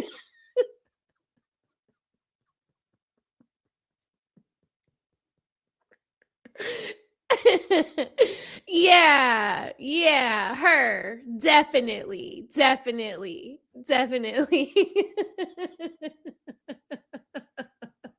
I'm just allegedly. I don't know. I'm just saying. Oh shit.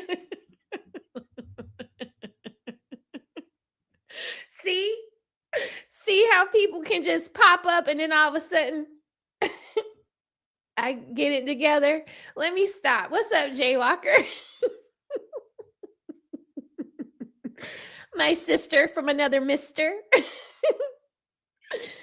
Yeah. Anyway, I love y'all. It was a great show tonight. I appreciate y'all for rocking with me. What's up, Q?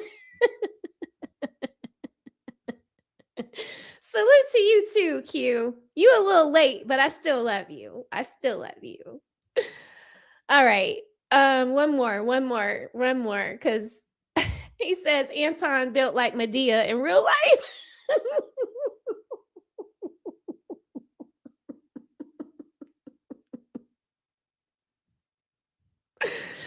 Oh my God. Yeah. Oh my God. It's like, girl, go sit down somewhere looking like Rapunzel.